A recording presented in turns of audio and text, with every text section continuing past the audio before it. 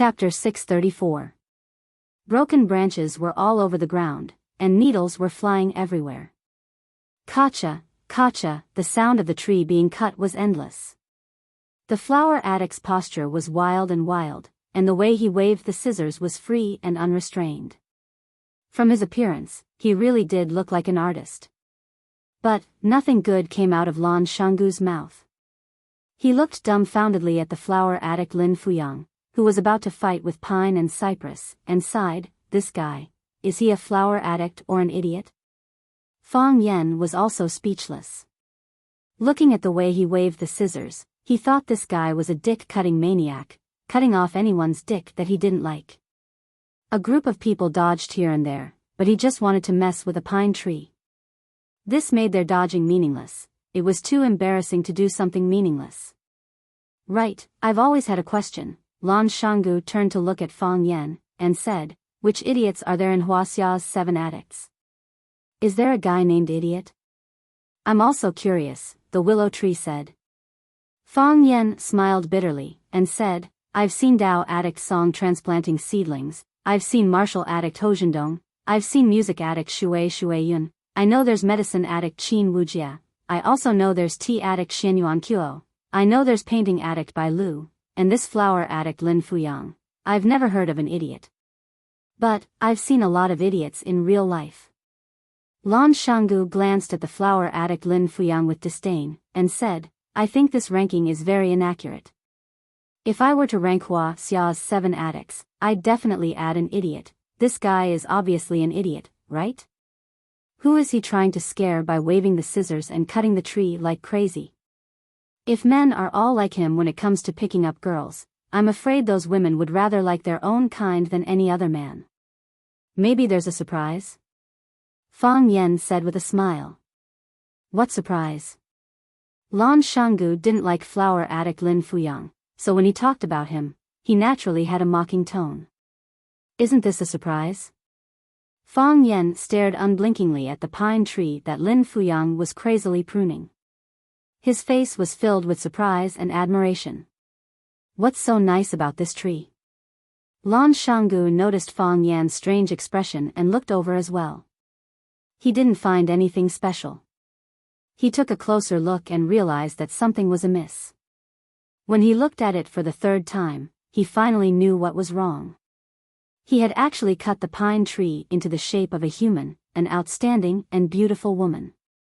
There was a faint smile on her face. Her appearance was gentle, but there was an unapproachable arrogance in her bones. It was so clear, as if he could touch it.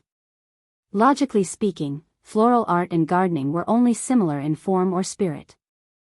It was impossible for you to see specific things like eyes, mouth, eyebrows, and so on.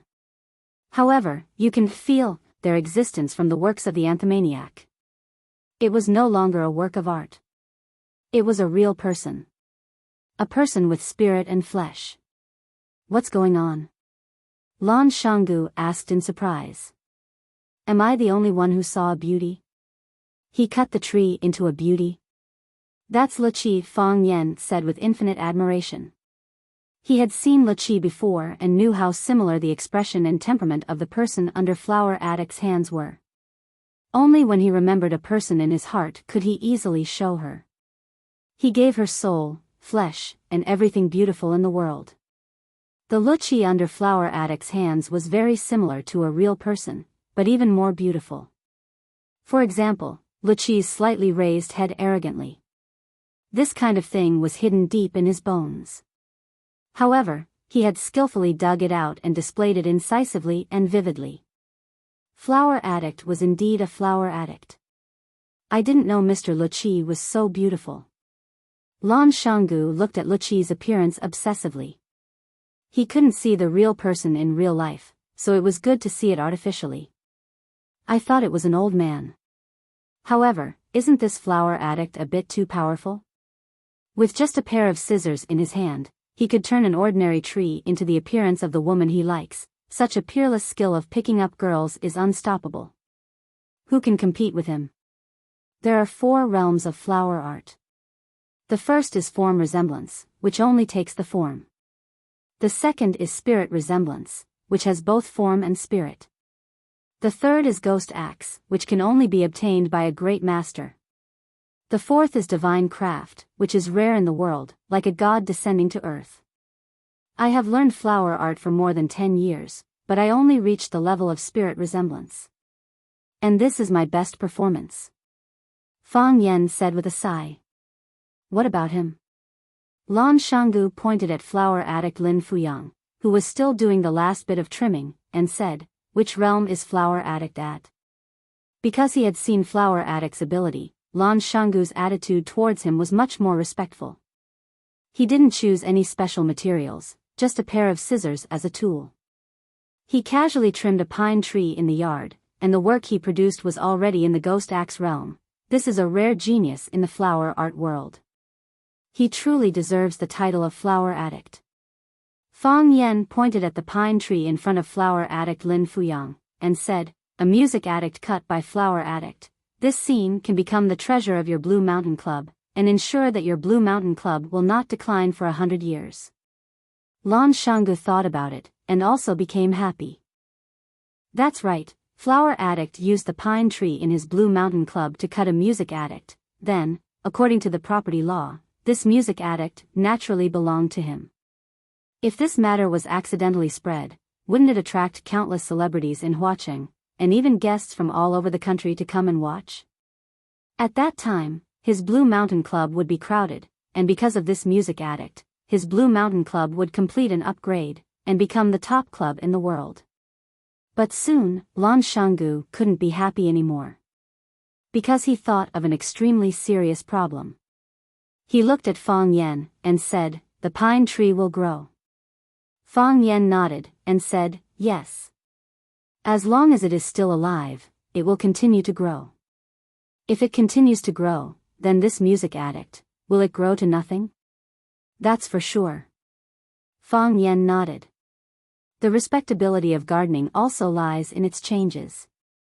As long as it is a living gardening, it will change according to the 4 seasons, so it's normal for the music addict to disappear. But don't worry, even if the music addict is gone, the story of the flower addict and the music addict will still exist. 30 years later, as long as a guest comes over, you can point at the towering pine tree, and say that the flower addict used this pine tree to cut out a music addict, and everyone will still be very grateful. Lan Shanggu shook his head, and said, that's too much. If we can't see that it's a music addict, who would be willing to admit that it's a music addict? There's another way. What is it?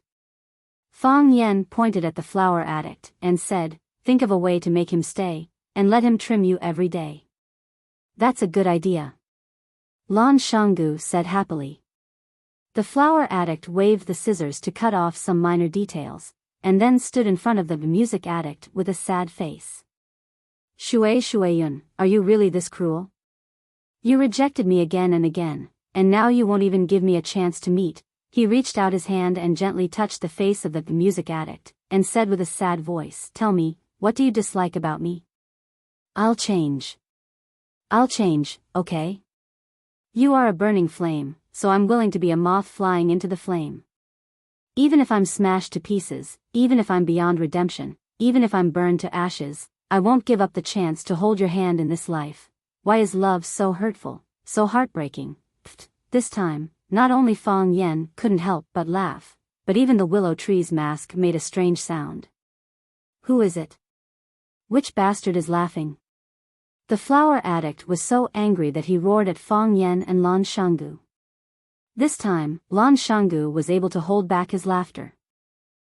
He stared at Fang Yen and the willow tree with righteous indignation, as if he was ashamed to be associated with them, and said, Senior flower addict is deeply in love with senior music addict. Even a stone-hearted person would be moved by this scene. I just don't understand. At such a sad moment, how can you still laugh? Lan Shanggu strode towards the flower addict Lin Fuyang, reached out his hand and patted his shoulder, and said, Senior flower addict, don't be sad. I believe that sincerity can move metal and stone. As long as Senior flower addict continues to persevere, you will definitely be able to move Mr. Music Addict's heart, and he will be willing to hold hands with you until old age, and become a legend in the world.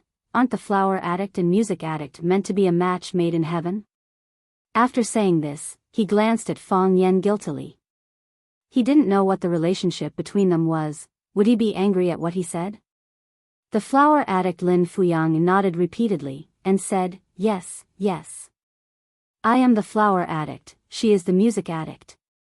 She likes flowers, I also like flowers, we should be a good couple. You just said that you are willing to guard the door of this room. Whenever Mr. Music Addict comes out, then you will meet again. If she is willing to stay in this room for 1.5 years, you will guard the door for half a year." The flower addict looked at Lan Shanggu with a face full of confusion, and said, "Did I say that? Why are you asking this? What do you want? Do you want to laugh at me again?" No. I definitely didn't mean that." Lan Shanggu waved his hand repeatedly. "I just realized that I have made a huge mistake. I shouldn't belittle other people's love. All the infatuated people in the world deserve our respect. Senior flower addict, you can just stay here peacefully. I will reserve a room for you next to Mr. Music Addict. You will live next to each other. Maybe you will see each other every day." "Really?" The flower addict was overjoyed. "That's really great." Lan Shanggu enthusiastically pointed at the flowers and grass in his yard and said, "The flowers, grass, trees, and stones in this yard are all yours, Mr. Flower Addict.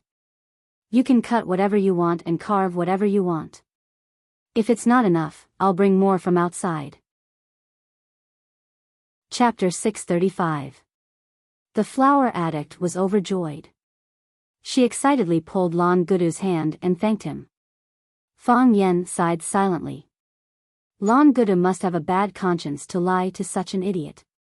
While the flower addict was holding Lan Gudu's hand and expressing her gratitude, and Lan Gudu kept describing to her the happy life of living with Lu Qi in the Blue Mountain Club, the wooden door of Lu Qi's private room was finally pushed open. The green-robed boy stood at the door and looked at Fang Yen and the others in the courtyard with an unfriendly expression. Just as everyone was wondering who Mr. Lu Qi was going to invite in, they saw Lu Qi, dressed in white, walk out gracefully through the boy's white robe. She stood under the eaves of the courtyard's veranda and looked at everyone in the courtyard with a smile. Everyone who looked into her eyes felt that she was looking at them, and then their expressions became excited. "Look, she's Lu Qi. Oh my god, she's one of Hua Xia's 7 addicts. So beautiful. Lu Qi, I actually saw Lu Qi. Oh my god, today's beating was worth it." The person she admired appeared, and the flower addict looked at her with a face full of surprise. She wanted to say something, but her mouth moved, but she couldn't say a word. There were thousands of words that she couldn't express in her stupidity. It was Lu Qi who took the initiative to speak. She looked at the Lu Qi tree that just appeared in the courtyard and said to Lu Qi with a smile, "Fuyang's skills are getting better and better. Just now, I heard you play a flute song from afar. It was so moving that it could linger for 3 months. The flower addict finally regained a bit of rationality, or at least some ability to speak. She looked at Lu Qi with a fanatical gaze and said, "Liu Yun's skills are also getting better and better. Just now, I heard you playing a flute song from afar. It was so moving that it could linger for 3 months. Lu Qi nodded and said, "I came to Huaqing to visit an old friend, and also to meet a friend of 3 years. I'm going back to the capital tomorrow. I didn't expect Fuyang to come over because of a song. There are so many guests today, Liu Yun is overwhelmed by the favor."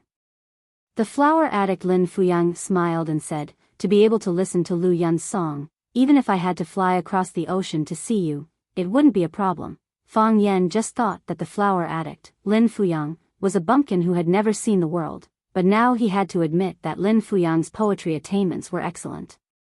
He spoke like he was writing poetry, and he could skillfully put some popular song titles into the content of his speech, and it had an excellent effect of confession. Just based on this move, Fang Yen had a whole new level of respect for him. "Thank you, Fuyang, for your kindness." Lu Shuai-yun said with a smile, "It's fate that we meet. I don't have any good tea here, so I'll go back and play a song for everyone here. We'll meet again if we're fated." Shuai-yun bowed slightly to the people in the courtyard, then turned around and walked towards the box. "Oh my god, the music addict is going to give us a song. Lu Qi is beautiful and kind, I like her so much. Lu Qi, I like you, Luchi, you are my idol. Those who were beaten black and blue still didn't forget to chase after their idol. Their survival ability was even more tenacious than cockroaches.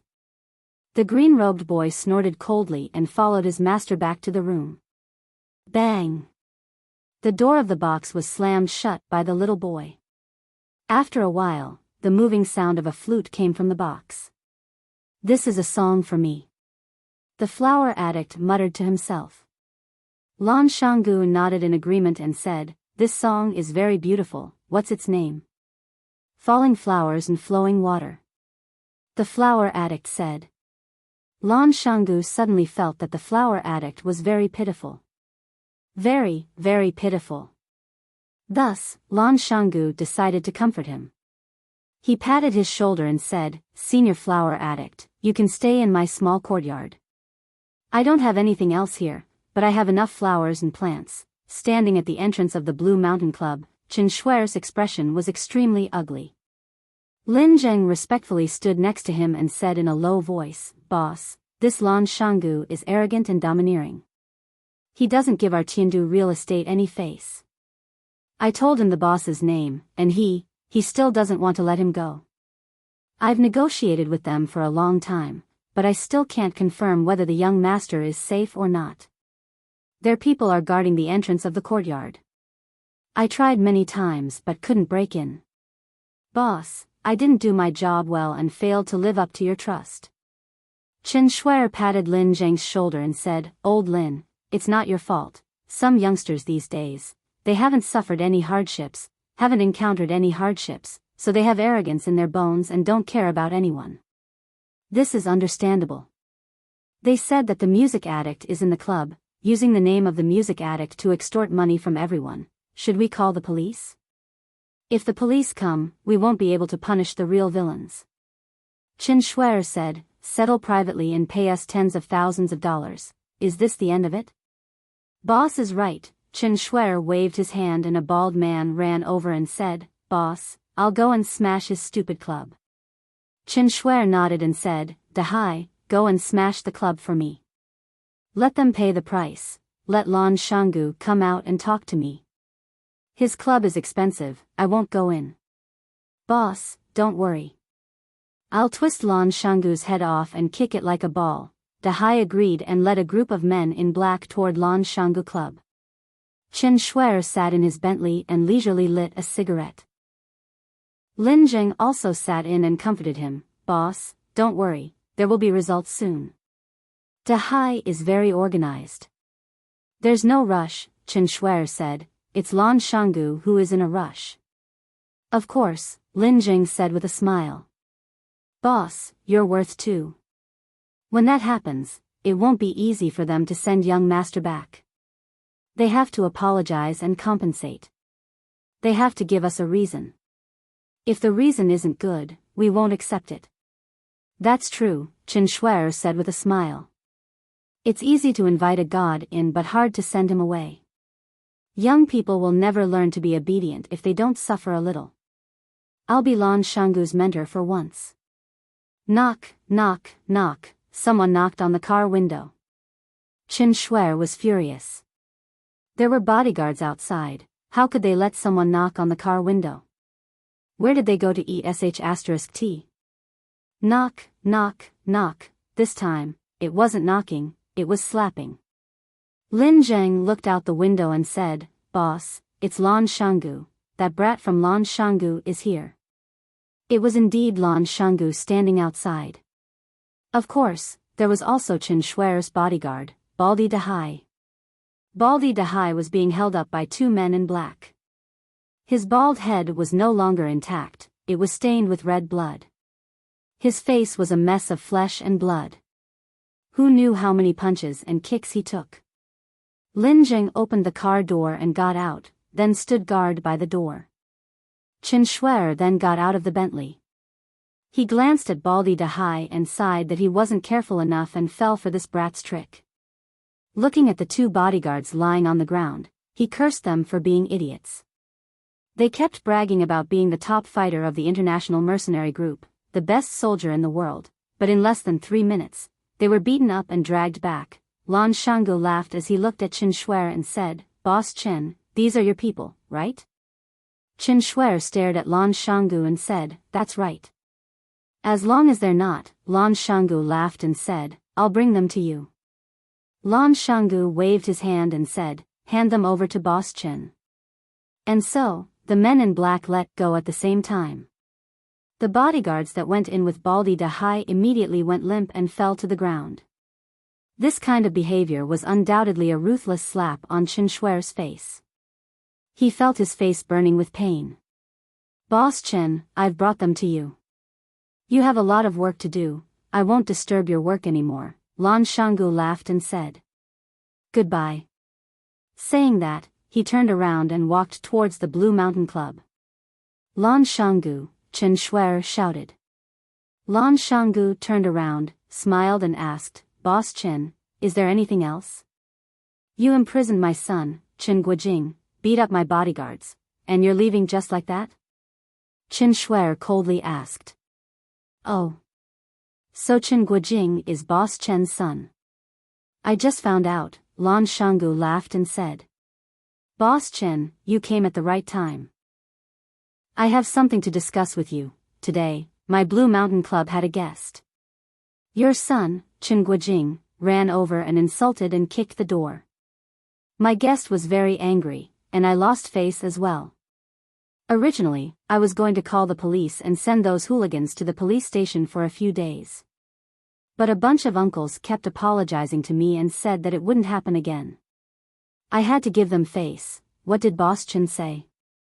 Isn't the guest you're talking about Luqi? Others might be afraid of the man behind Luqi, but I, Chen Shuer, really don't care about her. My son bullied her, so what? Lan Shanggu, let me give you a piece of advice. Don't go overboard. If you go too far, don't blame us for disregarding our image and taking action against you. A junior, Grandpa Lan is a smart man. Why don't you give him a call and ask for his opinion? I'm also the man behind Luqi, one of them. Fang Yen smiled as he walked out from the shadows and said, I don't feel comfortable hearing someone bully my woman. Chen Shuer, others might be afraid of the power of the Chen family in Tiandu, but I, Fang Yen, really don't care about you. I bullied you today, so what? Chapter 636. Chen Shuer had many investment projects in Huaqing, so he spent a lot of time in Huaqing. However, overnight, he realized that he didn't understand the young people in Huaqing anymore. The once glorious four beauties of Huaqing were either disfigured or sent to prison. They had long become a topic of conversation and a joke in the eyes of countless people. Lan Gu broke both his arms and left the Lan family, becoming rootless duckweed. Because of this, when Chen Shuer heard that his son, Chen Guojing, had a conflict with Langu, he only sent a lawyer over to deal with it. He thought that as long as the lawyer mentioned the name of the Chen family in Tiandu, Langu's only choice would be to lower their heads and admit their mistake. They would then respectfully send Chen Guojing out. He would be magnanimous and punish them a little.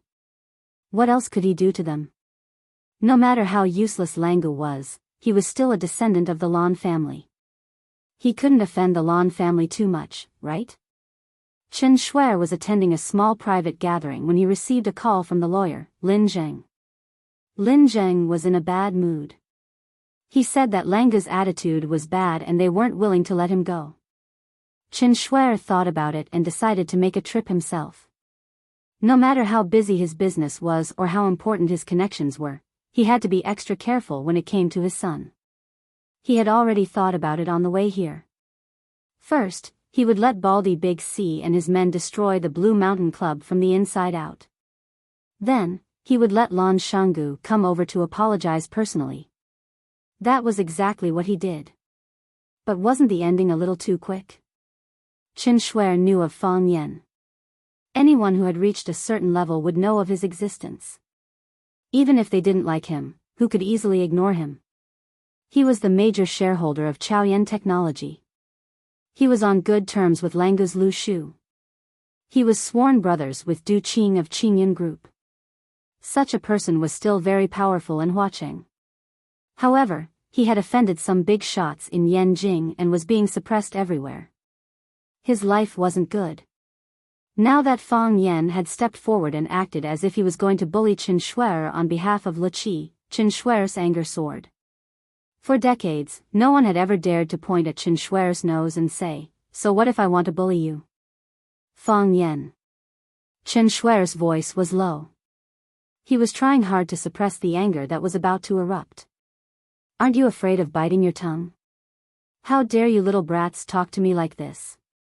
Fang Yan squinted his eyes and smiled. He pointed at Langa Valley and said to Qin Shuer, "This guy has been discriminated against for a long time.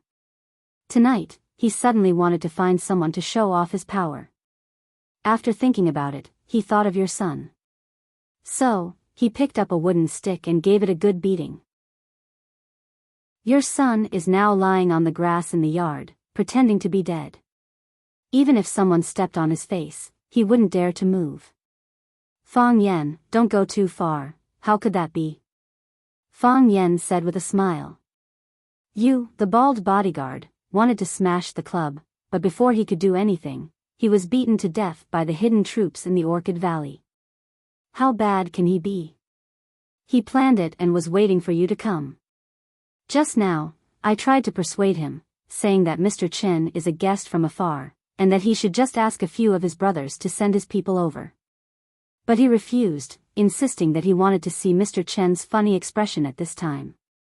I think he's being too unreasonable. So, I followed him to see." "Fang Yan," Qin Shuer roared in anger. "Since you've done this, prepare to wait for my revenge." Fang Yan waved his hand and said, "If I were you, I would go back and watch my stock price." "What do you mean?" "When Nasdaq opens, Chaoyan Technology will buy Tiandu real estate stock price. It may also be a malicious suppression."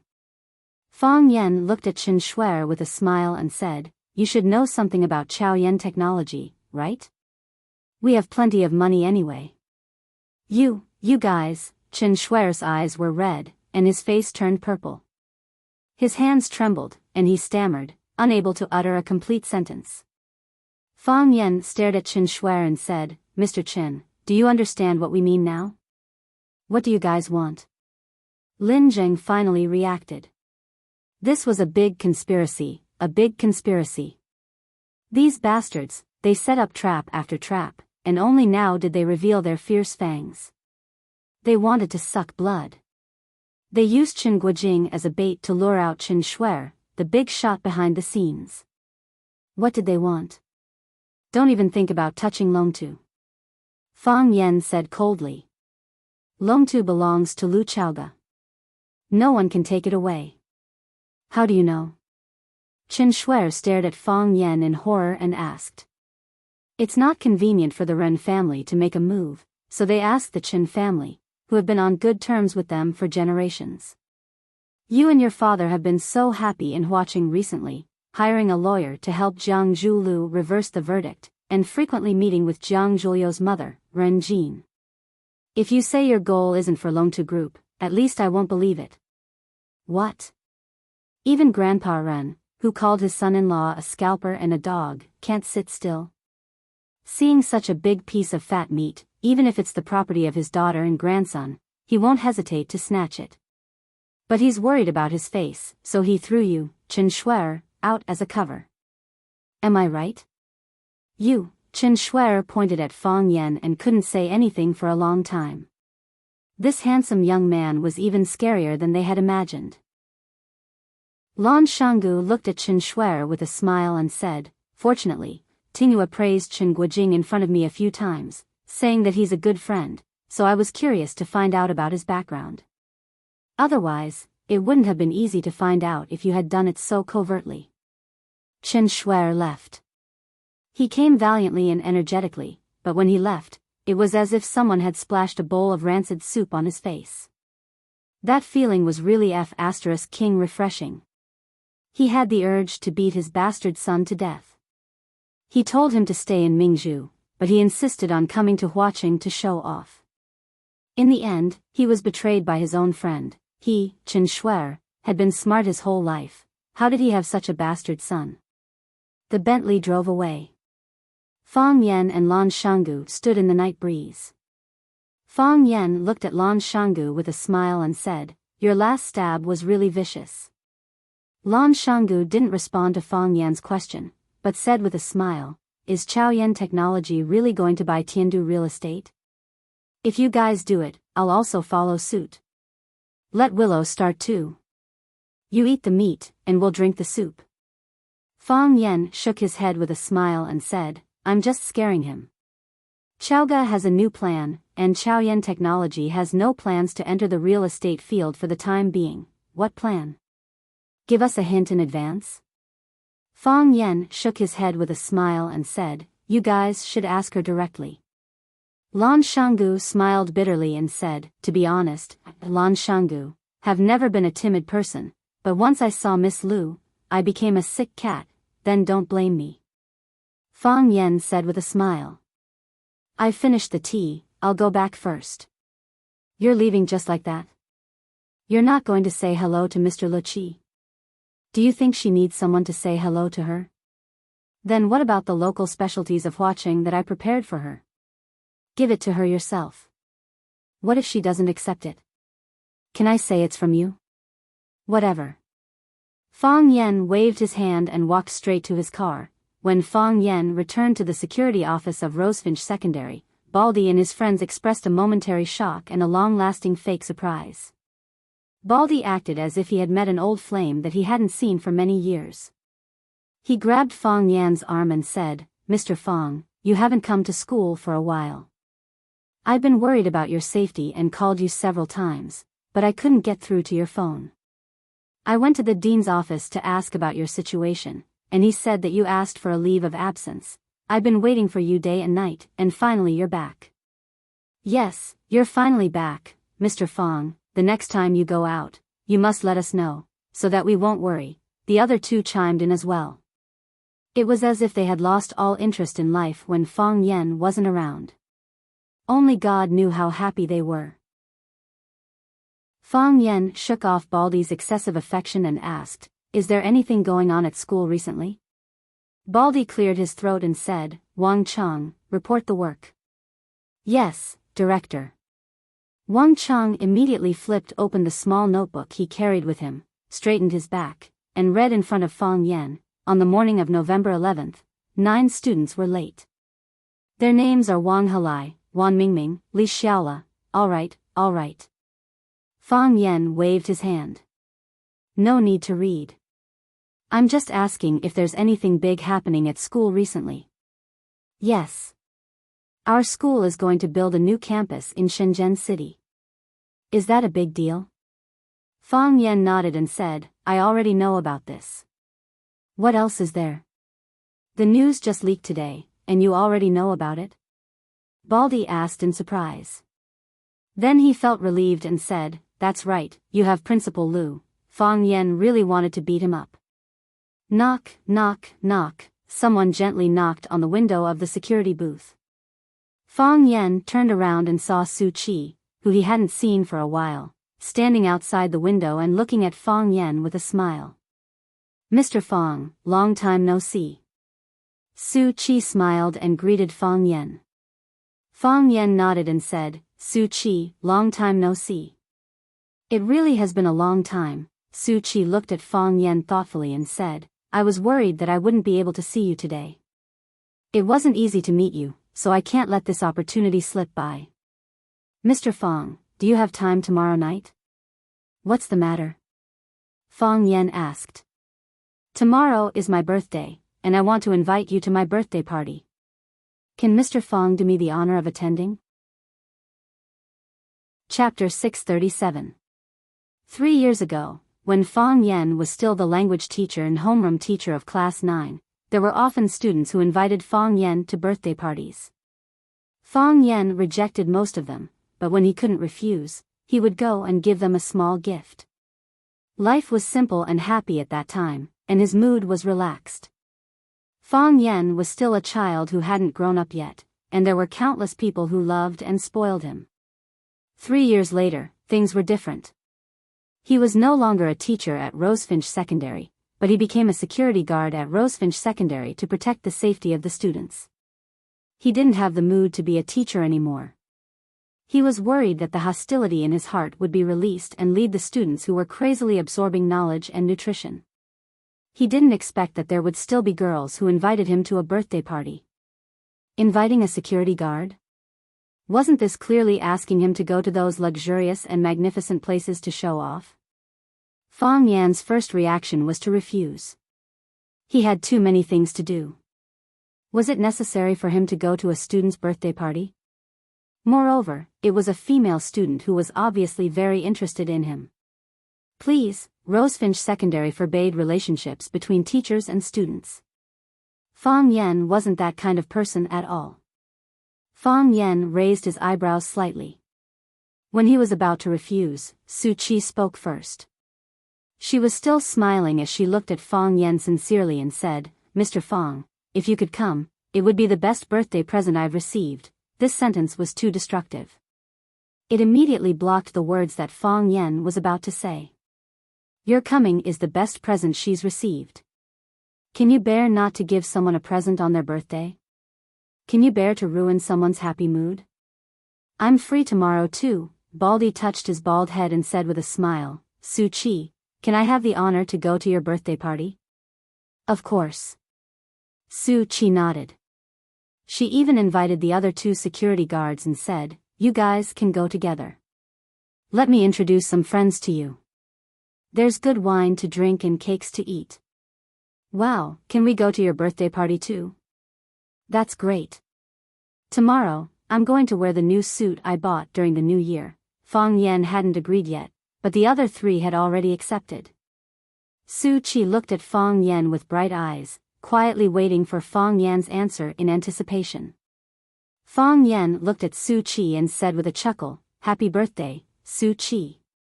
However, I already have other arrangements tomorrow, so I might not be able to make it.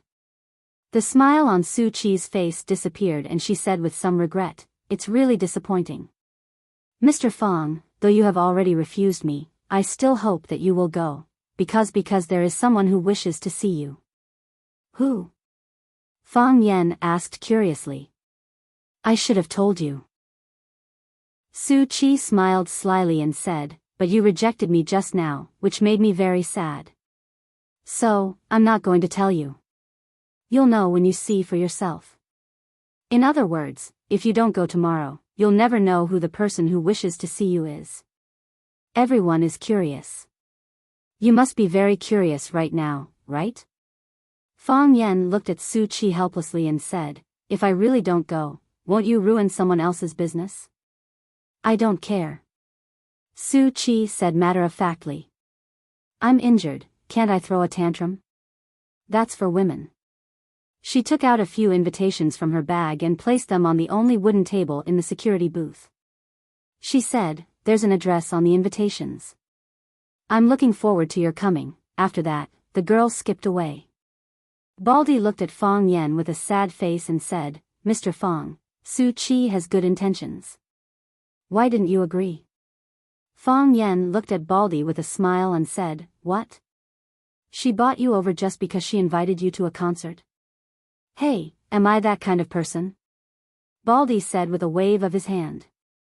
He then asked Fang Yan in a low voice, when will Arasima come to Huaching to hold a concert again? I don't know about that, Fang Yan said. I haven't contacted them for a long time. Fang Yan hadn't contacted the two girls, Jiang Qin and Yuan Lin, recently. First, he was injured and recuperating on the mountain. At that time, he didn't even know where he lost his phone. Later, after getting someone to get a new SIM card, he didn't reply in time when he received inquiries from them.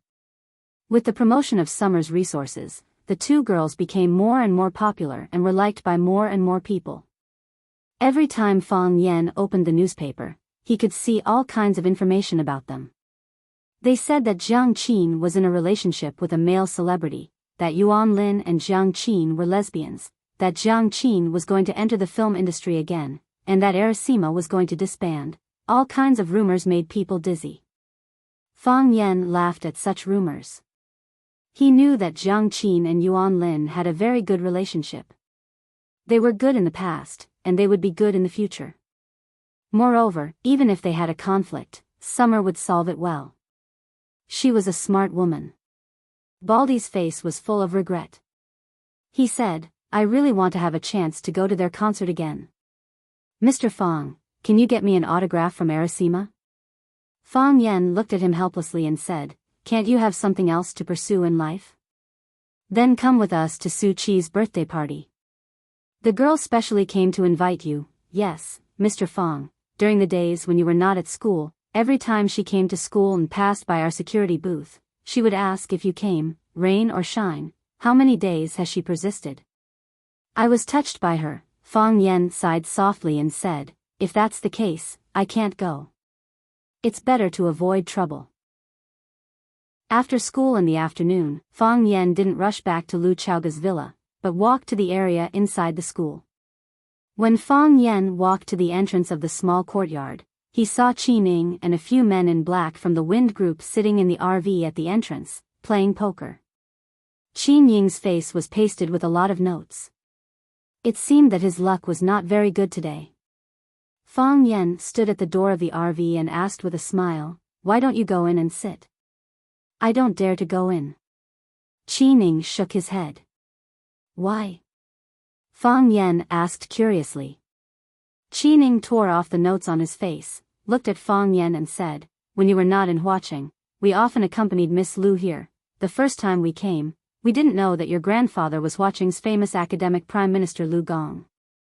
When I saw this old man, I felt my whole body tremble and every part of me felt uncomfortable.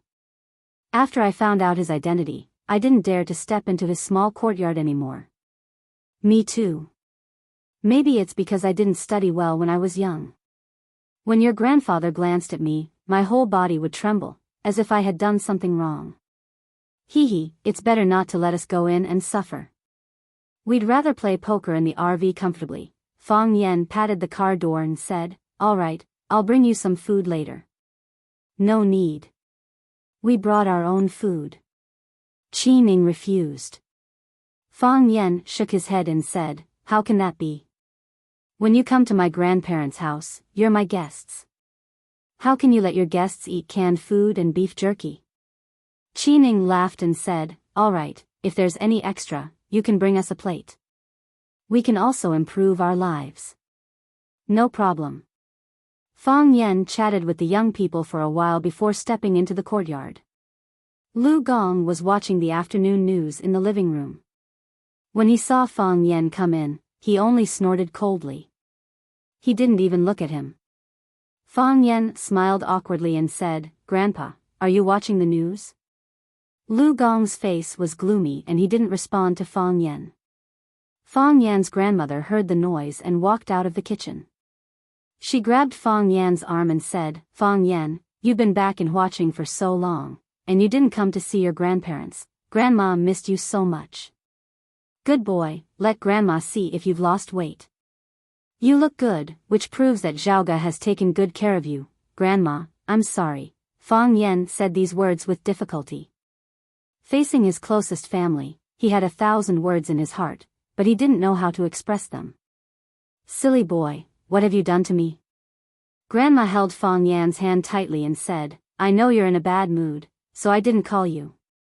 Let bygones be bygones. You have to be good in the future. As she spoke, Grandma's eyes turned red and she said, you're the only one your mom can rely on. You have to be careful. Lu Gong was infuriated. He slapped the table and shouted, what are you crying for? Isn't he still alive and well? Grandma was also angry and said, you old man, when Fong Yen didn't come, you sighed every day and hinted to me to call him and ask him to come over for dinner. Now that Fong Yen is here, you put on a sour face and don't say anything. What do you mean? Why are you slapping the table? If you can, why don't you smash the table? You, what about me? Stupid woman. Stupid as hell. Oh, you're saying I'm stupid now that you're old? You call me a stupid woman. Go find someone smarter. Lu Chaoga appeared at the kitchen door and said anxiously, Grandma, the chicken wings are burning. Oh, I'm still cooking in the pot. Fong Yen, take a seat first. Ignore that old man. As he spoke, he jogged into the kitchen. Lu Chaoga gave Fong Yen a look, telling him that the situation was dangerous and that he should be careful. Lu Gong gave Fang Yen a sharp look and said, "Come upstairs with me." Fang Yen felt a headache coming on. As soon as he entered his grandfather's study, he would inevitably be reprimanded and lectured. Chapter 638. Lu Gong entered the study, walked straight to his big mahogany chair and sat down. The sofa in Lu Gong's house was made of wood, the chair was made of wood, and most of the furniture was made of wood as well. His aesthetic was exactly the same as his character. Square, dignified, and simple. If he could straighten his back, he would never lie down. Lu Gong glanced at Fang Yen standing in front of him, pressed his raised palm down, and said softly, "Sit down." Fang Yen, who was pretending to be a wronged wife, suddenly raised his head and looked at Lu Gong in disbelief. What was going on? Why did the scene suddenly change?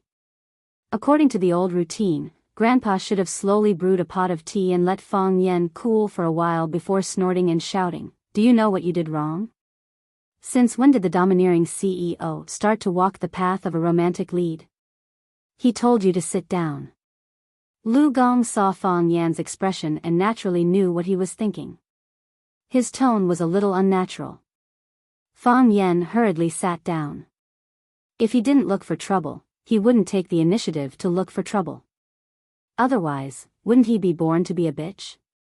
Lu Gong looked at Fang Yen and said, "You have hatred in your heart." Fang Yen was shocked again and said, "Grandpa, you saw that too?" Lu Gong patted an ancient book in front of him and said, "Tsingguapan wrote, Ice Mirror, to teach people the art of judging people. Get rid of the grain and turn it into chaff, the marrow remains, the way of God. Mountains don't collapse, only 100 can suppress it, the so-called bones. A person's spirit has 2 eyes, a person's bones have a face. A scholar first looks at the god's bones. Getting straight to the point is the first. You, Fang Yen, have read thousands of books, so you can be considered half a scholar. A scholar first looks at the god's bones. Fang Yen, didn't you show it? No matter how relaxed your smile was, no matter how natural your movements were, your mind was always tense. It's like a treasured sword that can take a person's life at any time." Lu Gong sighed softly and said, "In the past, you were happy because you were truly happy. Now, you are happy because you want to hide the unhappiness in your heart. Fang Yen, have you ever been this cautious and reserved when you came to my place before?" "Grandfather, there is hatred in my heart." Fang Yen could only confess to this old man. If he was so powerful, why didn't he go to the bridge to pick up stalls? "You hate your father's murderer?" "Yes." Fang Yen nodded. "I hated myself before too." "Hate yourself? Hate what?"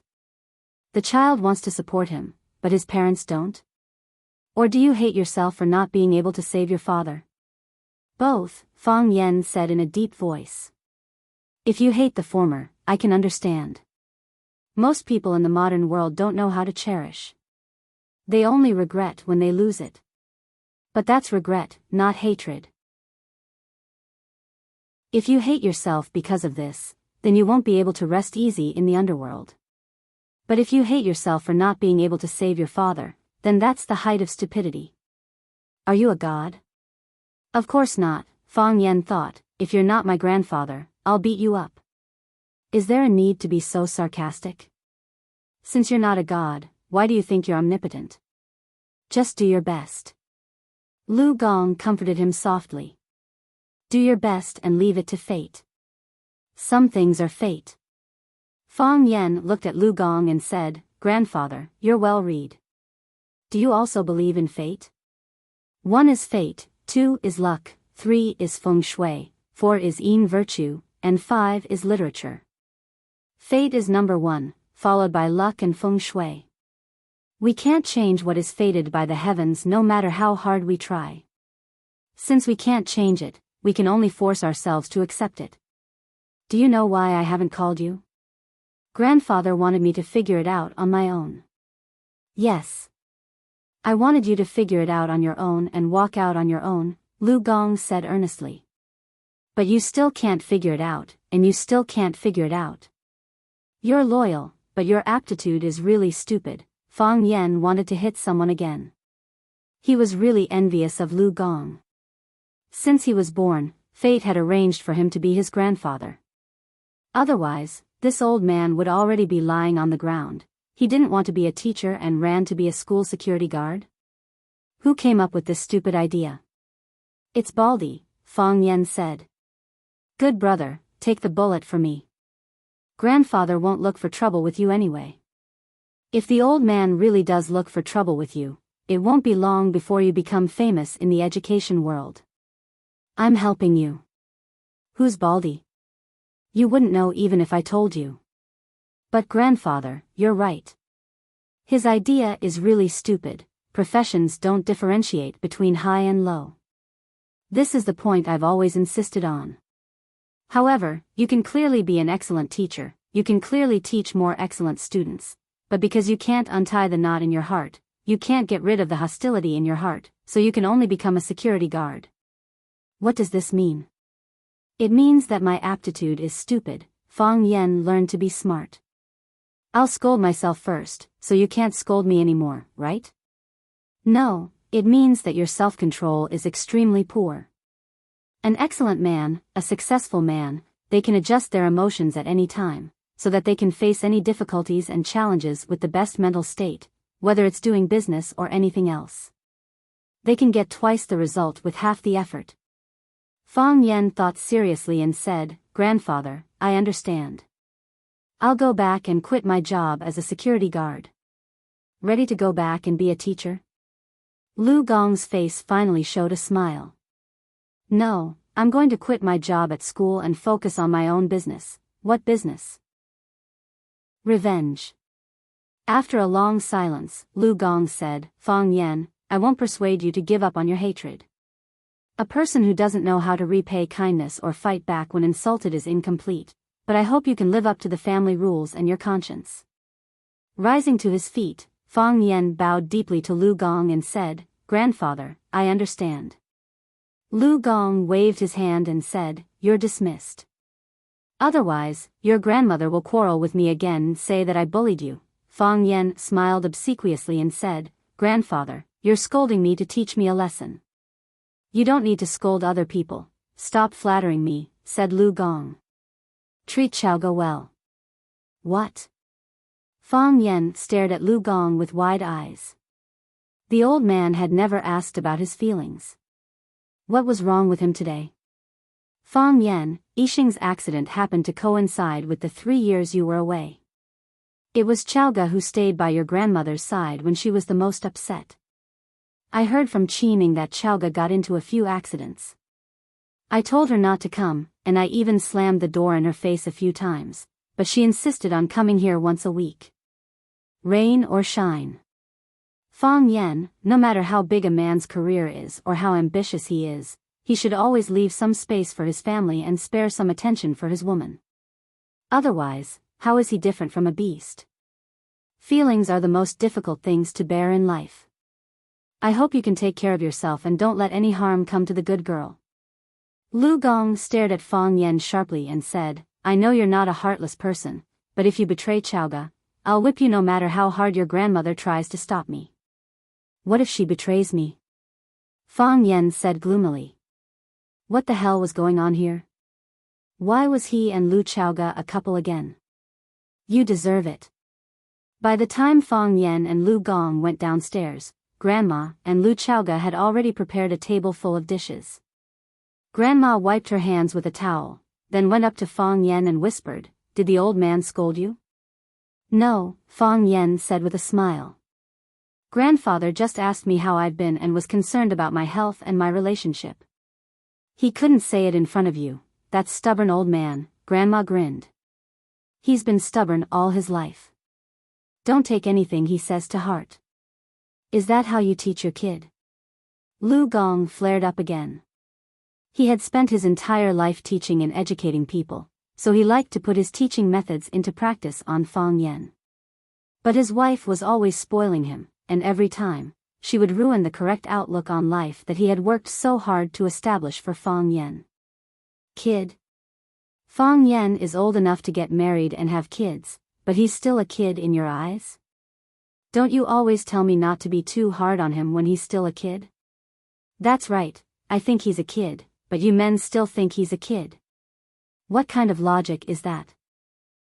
Fang Yen tried to smooth things over and said with a smile, why are there so many dishes today?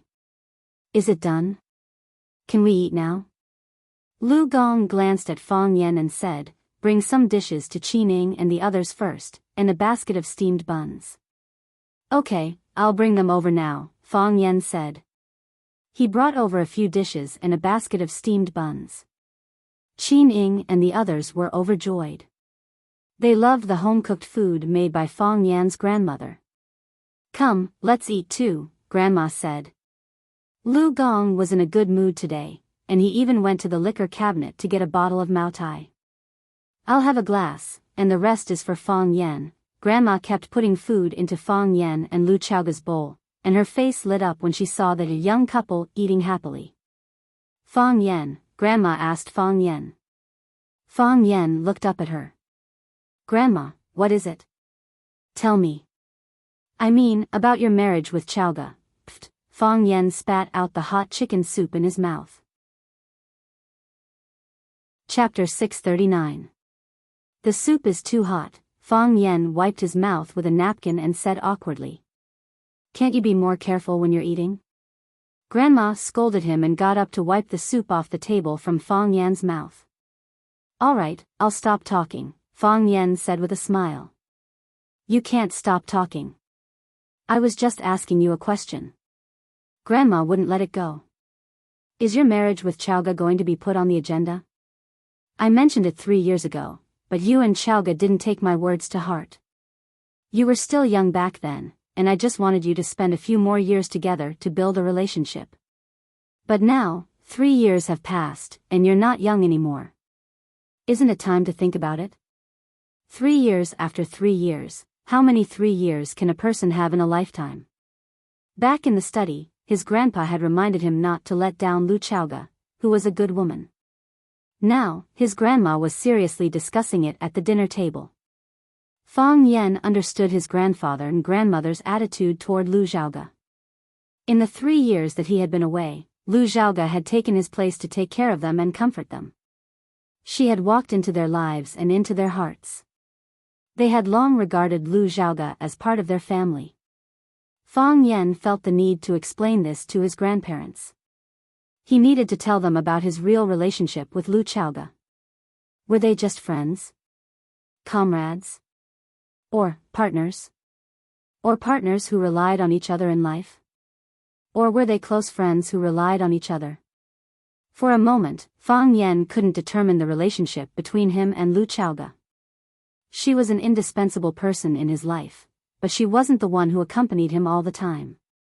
They were still living under the same roof, and he lived next door to her, eating breakfast at the same table every morning. However, they hadn't reached that point yet. Fang Yan wanted to tell his grandparents that he had a girlfriend named Yiro. She was pretty and cute, sometimes a little muddle-headed, but good at fighting. She would be able to protect herself and their grandson from harm. Maybe I should find a time to bring Yiro over. They must like Yiro very much, right? They liked her as much as they liked Lu Xiaoga. Fang Yan put down his chopsticks. When he was about to discuss this with his grandparents, Lu Xiaoga, who had been eating, said, Grandma, I'll talk to Fang Yan about it. Don't push him. Her grandmother loved Lu Xiaoga to the core, and she was very obedient to this girl who was very assertive. When she heard that she wanted to communicate with Fang Yan, her grandmother did not pursue the matter any further. Instead, she looked at Fang Yan and Lu Xiaoga earnestly and said, I'm still thinking of having a grandson. Your mother has nothing to do all day, and she's not in a good mood. If there's a child that can keep her busy, the situation will probably be better. Fang Yan nodded and said, I've been calling my mother these days. She's been in good spirits recently. I'll go back to visit her whenever I have time. Lu Gong put a piece of fish into his wife's bowl and said, Let's eat. Let the children worry about their own things. Let's eat. Grandma began to crazily stuff fish and meat into Fang Yen and Lu Chaoga's bowls. In the GMC limousine, Fang Yen was watching an entertainment program on TV. From time to time, he would laugh at the host's wonderful lines and funny actions. Lu Chaoga was reading a newly published fashion magazine. She was marking a few pieces of clothing and jewelry that she liked. When the time came, her assistant, Meng Xiaoying, would naturally buy them for her according to her measurements. Both of them looked very busy, and the atmosphere in the car was not heavy. However, they both felt that there was something blocking between them. Qining didn't know what had happened. He turned around and said, "Mr. Fang, the steamed buns that your grandma made were really delicious. There were 9 steamed buns in a steamer, and I ate 4 by myself. The other 2 guys ate 2.5 each, and they even complained that they weren't full." Fang Yen smiled and said, "If you like it, I'll ask Grandma to steam more for you next time." Qining looked at Fang Yen with a puzzled look and said, "Usually, when I make such a rude request, don't you directly reject it? Why did you agree so easily today? You're not going to ask anything of me, are you?" "I beg you to shut up," Fang Yen said. Qining looked at Fang Yen and Lu Chaoga in surprise, then quickly pulled up the small partition between the driver's seat and the back seat. He knew that the 2 people in the back were in trouble. Let them fight to the death and love each other. Fang Yen took the remote control and turned off the TV with a bang. He looked at Lu Xiaoga and asked, "Why didn't you let me explain to Grandma?" "How do you explain that?" Lu Xiaoga asked. "I have to tell them about it," said Fang Yen. "Grandpa told me to treat you well in the study. On the desk, Grandma forced us to get married again. Chaoga, they should know that I already have a girlfriend. Then tell them that Lu Chaoga isn't the woman you like. She's just a close friend, a business partner, and a friend of yours." "Chaoga, Fang Yen, being rejected by a man, this is such an embarrassing thing for a woman," Lu Xiaoga said in a sad voice. Even the big boss of Chaoyan Technology, the queen of Little Flame, had the emotional struggles of an ordinary girl. If this got out, the reporters would probably be shocked. "I'm sorry," Fang Yen looked at Lu Chaoga sincerely. "I just thought that we shouldn't let this misunderstanding get bigger and bigger. It'll only make things worse for us. I think they're not only urging me, but they're also urging you behind my back, right? I don't feel annoyed that they're urging me. On the contrary, I'm actually happy," said Lu Chaoga honestly. "Because someone cares about me, not because of benefits, but because of personal feelings." Lu Chaoga was wearing a white business suit. When she crossed her legs, the skirt of her short skirt was pulled up to the base of her plump thighs. She wore a light yellow silk shirt under the small silver jacket. The front of the shirt was pushed up high, and the buttons seemed to be ready to fly out at any time. Her long hair was loose, and the wind blew at the bottom. She wore light makeup, and her facial features were exquisite and flawless. She looked like a ripe peach. Everyone who saw her would have the same feeling. One bite, and the juice would splatter, sweet and delicious. She was already a 31-year-old woman. She had the best years of a woman, and she was at the peak of her career. However, this was also a dangerous stage, because the time between blooming and wilting was too short. "Fang Yen, you didn't do me wrong, I'm the one who should be apologizing." Lu Chaoga didn't avoid Fang Yan's gaze and directly stated the secret in her heart. "What you did today was right. You have the right and obligation to tell your grandparents that you have a girlfriend. You should even bring her in front of them for them to see. They are people you care about, and you hope that they can like each other. It's just that I made things difficult for you in the middle." Lu Chaoga smiled bitterly and said, "I know it's wrong, but I don't want to correct it. I'm too selfish. They said that when I wasn't here, you treated them very well. I treated them very well because they treated me better." Lu Chaoga gently stroked the hair on her forehead, and her palm unconsciously stroked the beauty on the page. She said, "After Aunt left, the only family I have in this world is you. I treat you as my family, and subconsciously, I also treat your grandparents as my family. After I found out that your father had an accident, I thought that they must be in a very bad mood, so I wanted to accompany them.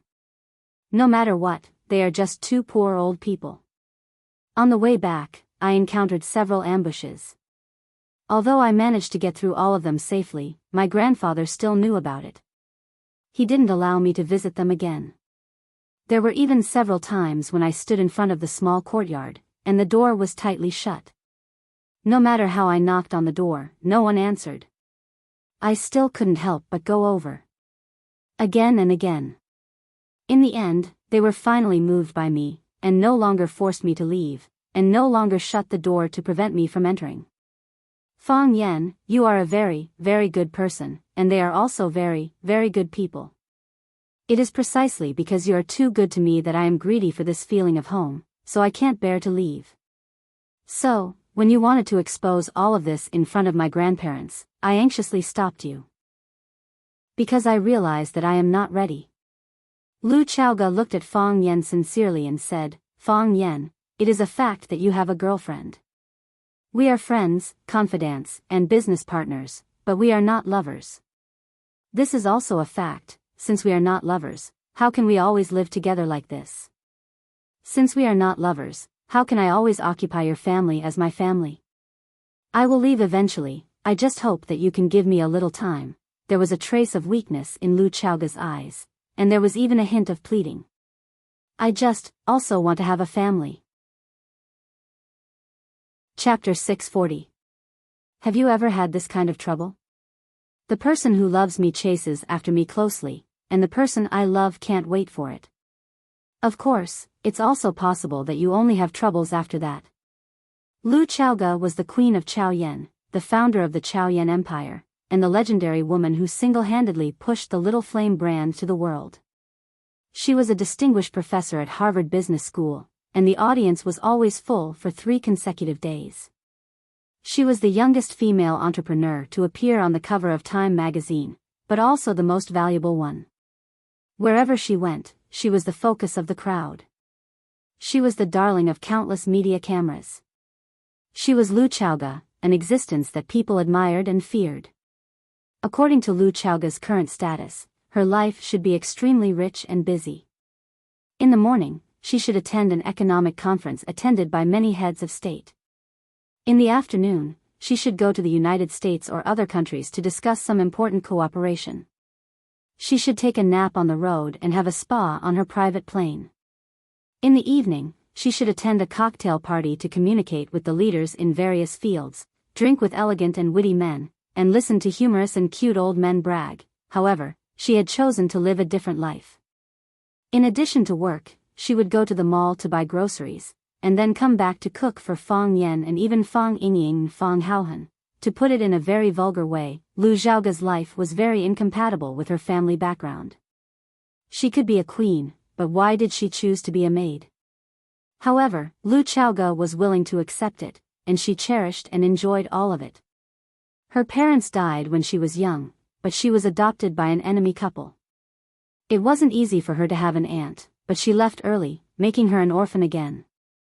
Fortunately, in her most difficult time, Fang Yan appeared, shielding her from the wind and rain, blocking the open and covert attacks for her, so that she could survive and have dignity and wealth.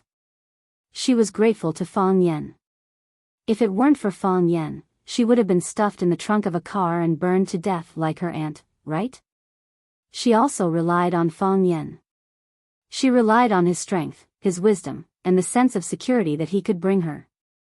It was also because of his luck at that time that led to the current worrying and tangled situation. Lu Chaoga was not Fang Yan's girlfriend, but many people misunderstood her as Fang Yan's girlfriend. On the other hand, Fang Yan's real girlfriend, Yi Ro, was unknown and had no sense of existence in her grandparents' hearts. Just as Lu Chaoga said, she would choose to leave and take the initiative to solve this problem. She just needed a little more time. She needed time to adapt to living alone. This was her deepest fear, something she abhorred, but it was her fate. She could only accept it. She could be selfish once, but could she really be selfish for the rest of her life? Fang Yan felt Lu Chaoga's sadness and reached out to hold Lu Chaoga's hand. Her little hand was cold, and the knee she touched was also cold. Perhaps the coldness came from the inside out. The life she didn't want to face would come again. The lively and companionable things she liked would return to the original point, returning to being alone. I didn't mean that. Fang Yen said with infinite pity. We've known each other for so many years. I understand you, and you understand me. We understand a lot of things without saying it out loud. I hope I can live a better life, and I hope you can live a better life than me. Fang Yen, I know you don't mean that. I know you better than you know me. You are a kind person and a sincere person. You value relationships and don't want the people around you to be hurt. Lu Chaoga held Fang Yan's hand tightly, looked at him and said, You're right. This is the ending we have to face. There will always be a solution. Fang Yan said with a smile, If you don't want me to explain to my grandparents, then I won't explain. I think one day, they will know the truth for themselves. What can you do? You have a girlfriend. You have to spend more time with her. You have to live with her. You have to take her to see all your relatives and friends. This is what a boyfriend or husband should do. Do we have to be together at that time? Do we have to live in the same house? Are you willing? Is your girlfriend willing? She's gentle. She's a very good person. If you get to know her, you'll definitely like her. Fang Yan. Lu Chaoga interrupted Fang Yan and said, Don't recklessly use that woman's feelings for you just because she loves you. If she doesn't want to, but sacrifices herself for you, what will you do? If the two of us pretend to be stupid, will it be fair to her? Will she be happy? Will we be happy again? It started because of me, so it will end because of me, Lu Chaoga said. I won't let you live alone again, Fang Yan said with a determined expression. Lu Chaoga's lips curled up and she said, Are you going to introduce a boyfriend to me? I don't like to hear you say that. Fang Yan smiled warmly and said, I won't say it. I'll wait for you to find him slowly. I can't find him. Why? There is a grave in my heart, burying the undead. Lu Chaoga looked out of the window and sighed. Fang Yan could only hold her hand tightly, trying to pass his strength and warmth to her. He could also say, Be my woman.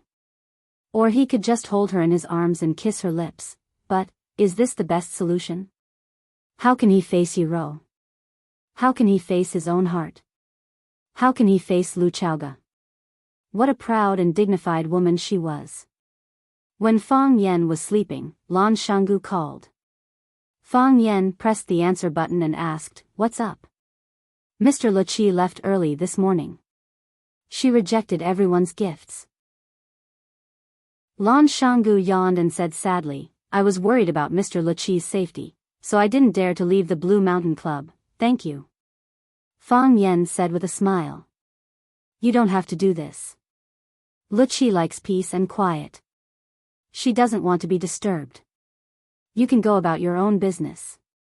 You don't have to accompany her all the time. Even if a superstar comes, I don't have to accompany her. She's Luqi after all. Who asked her to be close to you and the woman? How can I not accompany her? Lan Shanggu said with a smile. I used your name to send gifts, but they were rejected by Mr. Luqi. I didn't keep a single one. These gifts are still in my treasure room. I have to get rid of them as soon as possible. Otherwise, the people who sent the gifts will think that Lan Shanggu deliberately took Mr. Luqi's gifts. What if someone comes to cause trouble? Fang Yan thought for a while and said, Then I'll sell them in the Blue Mountain Club again. Lan Shanggu was overjoyed and said, Okay, I'll tell them that they belong to Mr. Luqi. Those who want them can buy them. Or we can hold an auction. In that case, the rich people in Huaqing will fight to buy them. Fang Yan refused and said, There's no need to make such a big fuss. Luqi doesn't want to see herself become a tool for accumulating wealth. Just sell them at their proper value. Okay. Lan Shanggu agreed and asked with a bitter smile, What happens after I sell them? Where do I put the money? Those people won't agree to keep the money in my hands. Fang Yan thought for a while and said, donate the money to the Chaoyan Technology Charity Foundation in the name of Lu Qi. The Chaoyan Charity Foundation will give you a receipt and announce to the public how each sum of money is used. Because Lu Chaoga was an orphan herself, she could understand the loneliness of an orphan. When Chaoyan Technology was first established, she set up a charity foundation internally. Later, Chaoyan Technology grew rapidly and the funds that the foundation could control became larger and larger. The foundation was managed by herself and a few trusted people. They continuously donated schools, food, and clothes to children in poor areas. Lu Chaoga was very concerned about this matter, so she didn't have to worry that the money wouldn't be used for the children who really needed help. I know how to handle it. Lan Shanggu said with a smile, I'll tell them that you and Mr. Lu Qi have sent countless schools, books, and food to those children. I believe you can handle it. Fang Yan said with a smile. By the way, Chen Shuer asked someone to call me yesterday to apologize. He hopes that we can forgive his recklessness and greed. I told him that psychological trauma can't be healed in a short time. It needs time and opportunity. Lan Shanggu said. Do you think that what I said is particularly philosophical? It's like writing a poem. Fang Yan got up from the bed, pushed open the floor-to-ceiling window and walked to the balcony. He breathed in the fresh air outside and said, We're not punishing Chen Shuer, but the people behind him. If we easily forgive them, those people will feel that there's no cost to making a mistake. Driven by their interests, they will attack us again and again.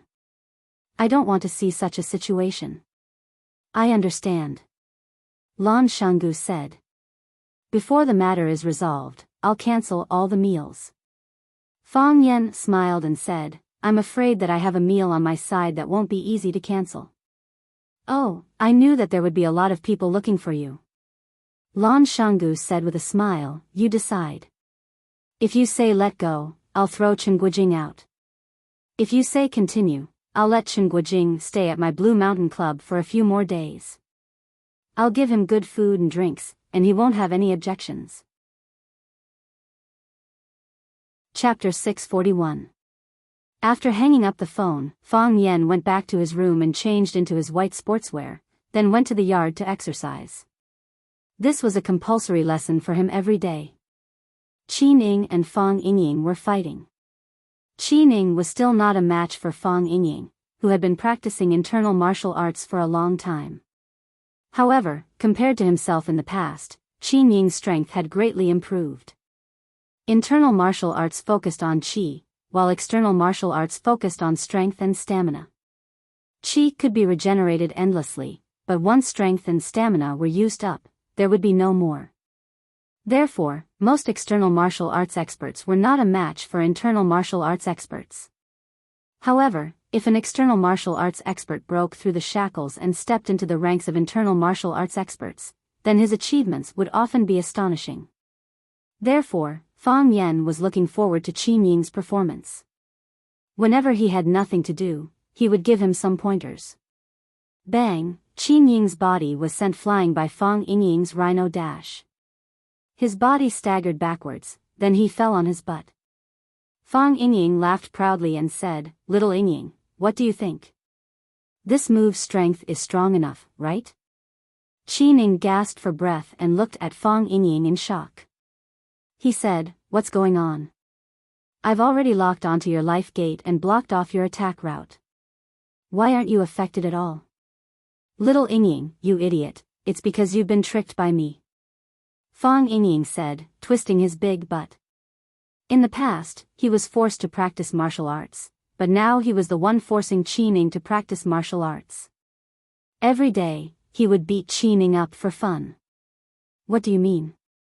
Qi Ning was confused. The life gate you saw was the life gate I let you see. The attack route that you blocked was the attack route that I wanted you to block. Everything else was a trap. Fang Yingxiong was a good teacher, so he explained to Qi Ning very proudly. Qi Ning thought about it seriously and said, I still don't understand. Is that life gate the real life gate?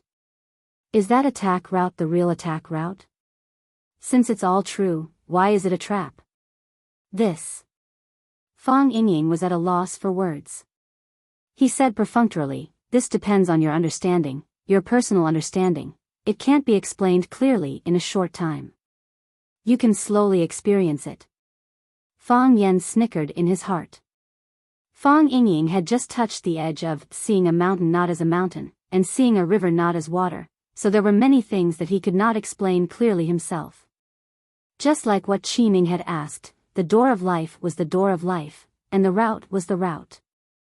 It was obviously locked and sealed, so why was it that he was deceived?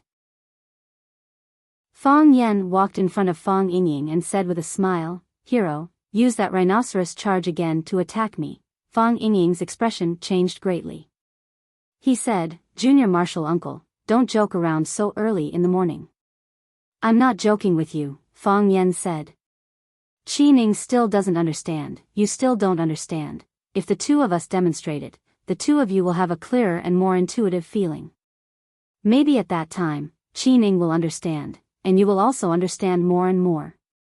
Fang Yingying shook his head and said, "The demonstration is fine, but can we change the person we're demonstrating to? For example, Qining and I will perform again. I'll use rhinoceros charge to attack him, and you'll give us a live commentary. Another example, you and Qining will do a demonstration, and I'll observe and try to improve myself. Qining will be able to directly experience the wonders of breaking and resolving attacks during the demonstration with you." Qining was shocked and quickly said, "I don't know rhinoceros charge, you do it." Fang Yingying, "Just the two of us," Fang Yan said in a strict tone. "Use the rhinoceros charge that knocked Qining down to hit me. I'll receive this attack." "Junior martial uncle, are you really my martial uncle or not?" Fang Yingying wanted to cry, but had no tears, and said, "I'm fatter than you, but I'm not as good looking as you. Why do you always see me as an eyesore?" Fang Yan was amused by Fang Yingying's tearful words, and said, "I don't see you as an eyesore, I just want to help you see things a bit more clearly. Come, or else I'll take the initiative to attack." Fang Yingying quickly wiped the smile off his face, and got into a stance for rhinoceros charge. Fang Yingxiong was usually a cheeky person, but when it came to battle, he was very careful. Because his master, Mo Qingdi, had warned him not to get his head chopped off while laughing foolishly. If that happened, no one would praise his optimism, they would only lament his stupidity. Not to mention that his opponent was junior martial uncle, Fang Yan, a powerful opponent who could easily chop off his head in the middle of a battle. Before the person arrived, the murderous intent came first. Fang Yan could feel Fang Yingying's fierce offensive. This kid was growing faster and faster. Perhaps, Mo Qingdi's departure and disappearance had left a deep scar in the hearts of these two brothers.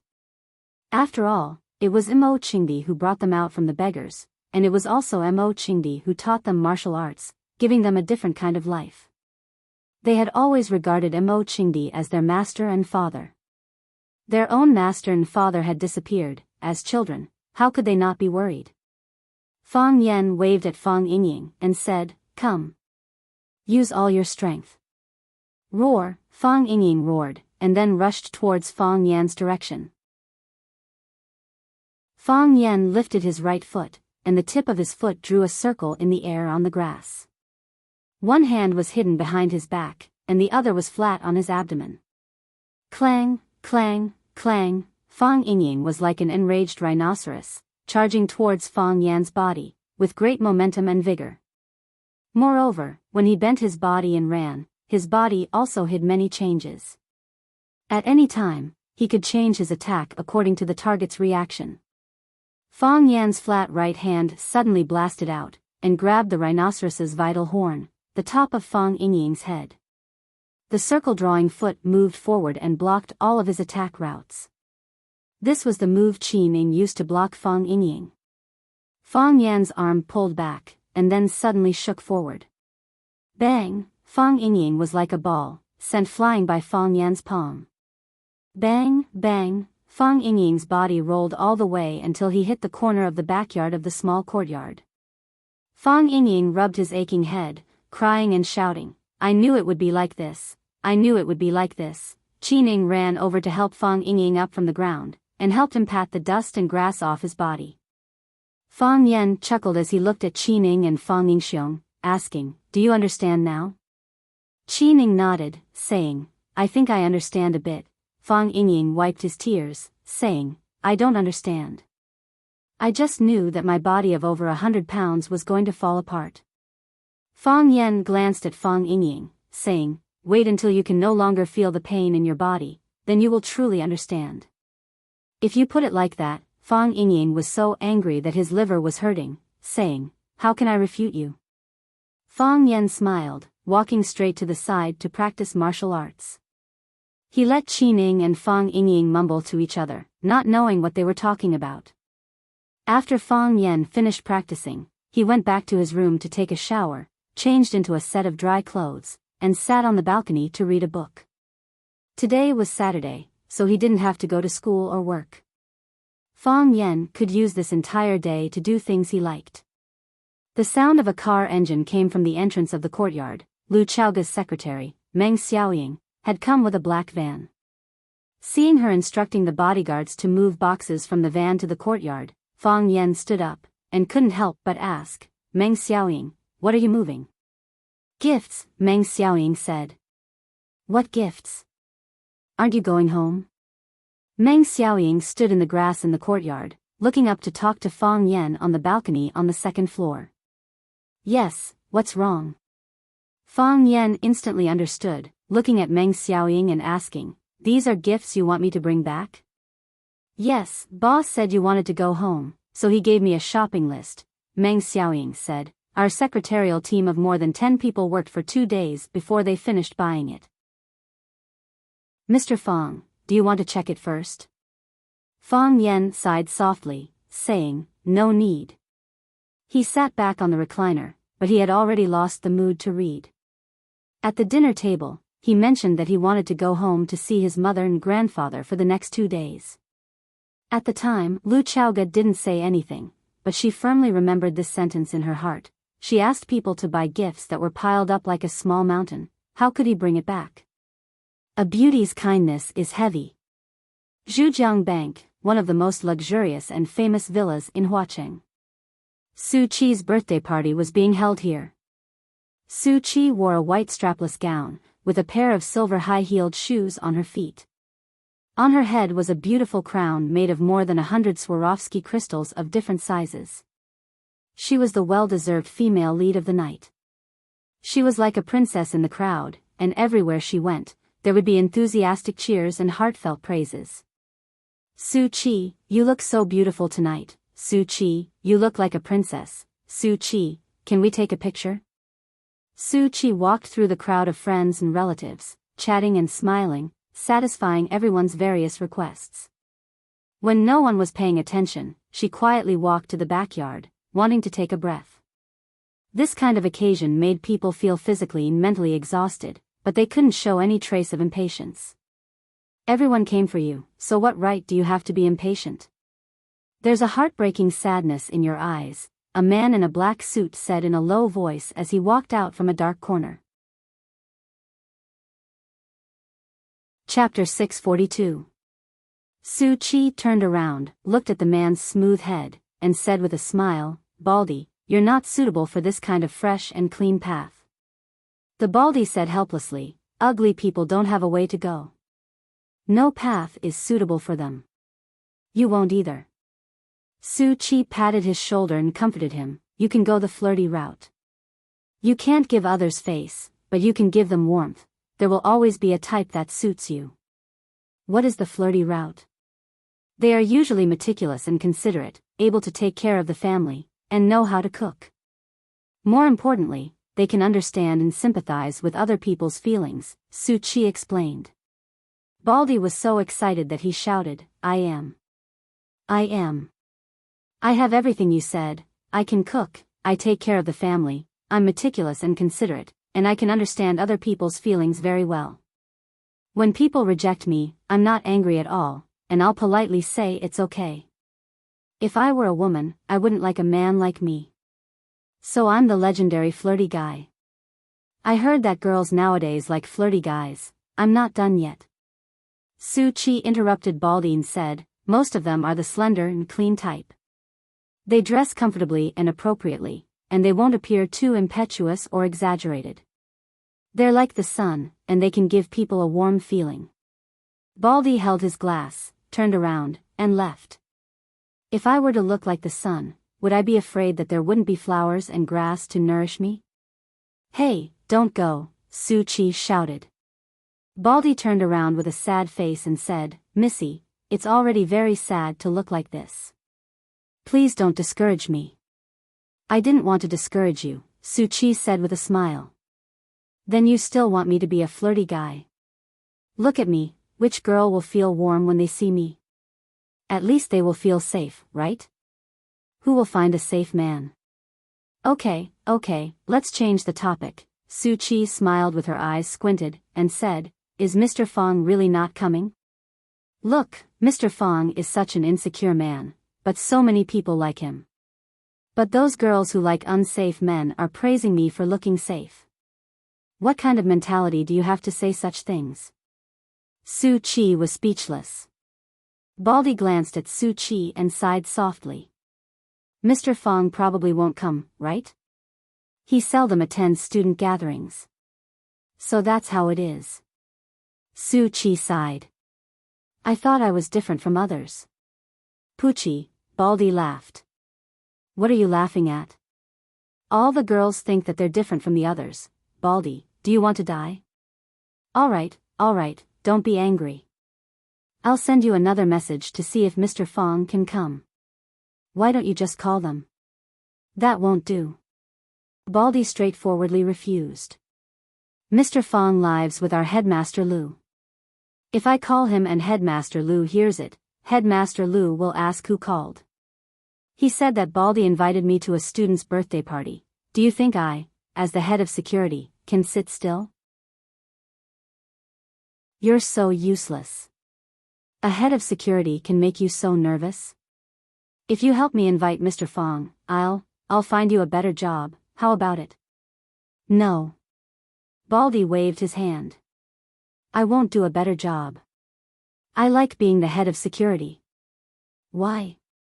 When I was a child, my family was poor, so I didn't have the opportunity to study. So, when I grew up, I especially liked to be with those cultured people, Baldy said with a serious face. His eyes had something that moved people. Seeing those children carrying school bags and skipping in front of me, I feel very happy. This kind of feeling, TSK, I can't buy it no matter how much money you give me. Su-Chi looked at him and said, Baldy, you're really a good person. A very good person. Baldy drank the wine in his glass and said in a low voice, A lot of girls say that. Su-Chi was amused by Baldy's words and said, Remember what you promised me. Don't worry. I'll send a message to Mr. Fong now, Baldy promised. But I can't guarantee that he will come out. Su-Chi, someone in the room called Su-Chi's name. Su-Chi waved to the security trio of Baldy, Wang Cheng, and Li Jun. She said, You three must eat and drink well, don't be polite with me, I'll go in for a while and come out soon. Baldy waved his hand and said, Go ahead, don't worry about us. Wang Cheng and Li Jun were already red in the face and couldn't speak clearly. Who asked them to discover that the wine provided by the owner was all good wine that they had never seen before, heard of, or even understood? Baldy picked up a bottle of whiskey and took a big gulp. He looked at Wang Cheng and Li Jun with disgust and said, Look at you two, burp. In the shadow under the eaves of the corridor, a young man saw this scene and quickly ran to the front yard. A group of young men and women came to the backyard, talking and laughing. When they saw Baldy, Wang Cheng, and Li Jun lying on the ground and drinking, they all had disgusted expressions on their faces. A young man in a black suit and a bow tie walked over and kicked Baldy's butt. He asked, Who are you? Baldy didn't like it when people kicked his butt. It made him feel like a naughty child. He didn't like to be someone else's child. Baldy stood up with the bottle in his hand, stared at the group of young people in front of him, and shouted, Which school are you students from? Go to class, you're going to be late. His steps were unsteady, and he was already a bit drunk. When he saw these young people, he mistook them for students and habitually carried out his duty. Class? Did you hear that? He's telling us to go to class. Ha ha ha, who is this guy? Is he a teacher from a school? Maybe. Look at his hair, it's all gone. Being a teacher is really hard. These young people weren't afraid of Baldy's authority at all. They laughed and guessed Baldy's identity. The man with the bow tie looked at Baldy and asked, "Are you teachers from a school?" "Teachers from Rosefinch Secondary?" Of course. Baldy struggled to open his eyes and looked at the young man in front of him, and said, "No." "Then who are you?" The man with the bow tie looked at Baldy and asked.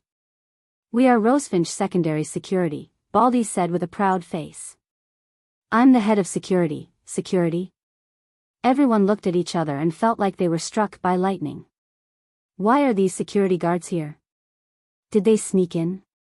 They can't come in without an invitation. If they can come in, they must have been invited by Suki. Suki's brain isn't fried, right? Why would she invite a group of security guards, even if she wanted to have a uniform party? There's no need to have a security uniform party, right? The man with the bow tie waved his hand to signal for everyone to be quiet. He smiled at Baldy and said, "Is there a student named Fong Yen in your school?" Fong Yen? Baldy was stunned for a moment, then waved his hand and said, "No, he's not a student." "Then who is he?" the man with the bow tie asked with a dark look. Baldy looked into the eyes of the man with the bow tie and couldn't help but shiver. He sensed danger from the man's eyes. Stimulated by this strong sense of danger, he also sobered up. "Why do you want to know about Fong Yen?" "I'm just curious," the man with the bow tie said. "Tell me, how about it?"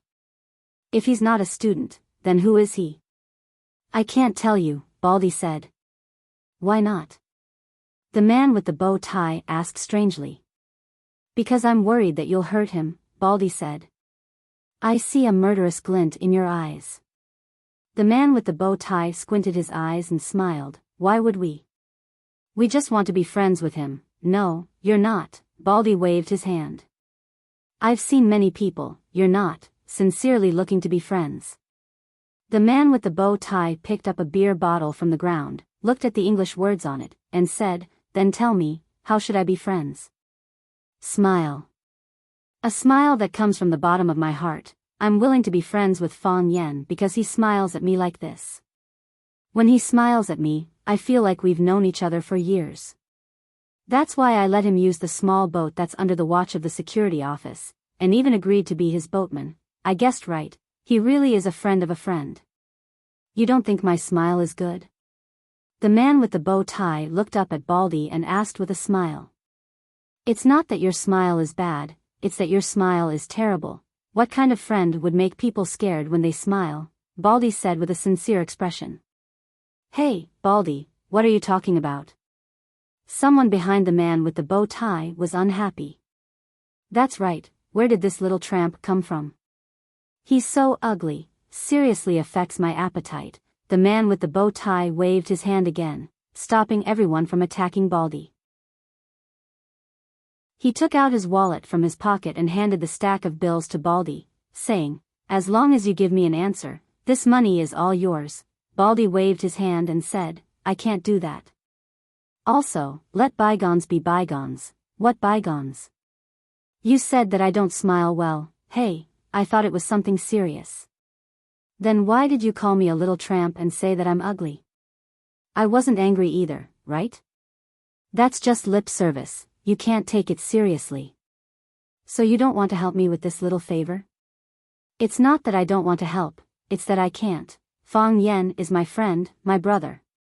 How could I betray him?" "You really are ugly," the man with the bow tie looked at Baldy's drunken face and said. As he spoke, he raised the bottle in his hand and smashed it at Baldy's head. Crack, the bottle broke. Chapter 643. Southerners liked the view of the river. In their view, water represented gold. If they lived along the river, they would naturally make a fortune. The Pearl River side occupied the entrance of the Pearl River, and every inch of land was worth its weight in gold. Those who could live here were not simple people. I don't know if Baldy and the others came. If they found out that Su Chi was holding a birthday party here, they would probably be scared to the point of wetting their pants. Thinking of Baldy and the other's surprised expression, Fang Yen couldn't help but grin. With such a group of funny friends around him, his life was full of lively and joyful elements. Fang Yen handed the invitation to the security booth. After the security verified the authenticity of the invitation, he saluted the car respectfully and opened the door to let them pass. Driving in the middle of the spacious driveway of the villa community, Fang Yen was not surprised at all.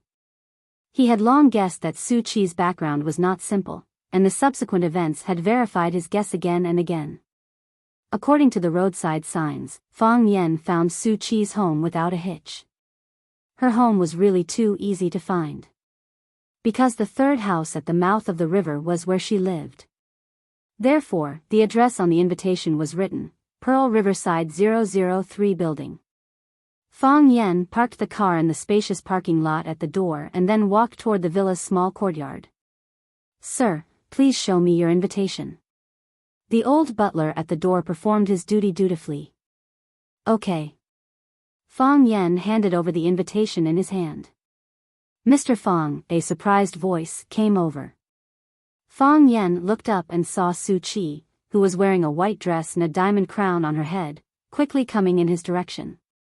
The old butler bowed slightly to Fang Yen and said with a smile, "It seems that there is no need to verify it." Indeed.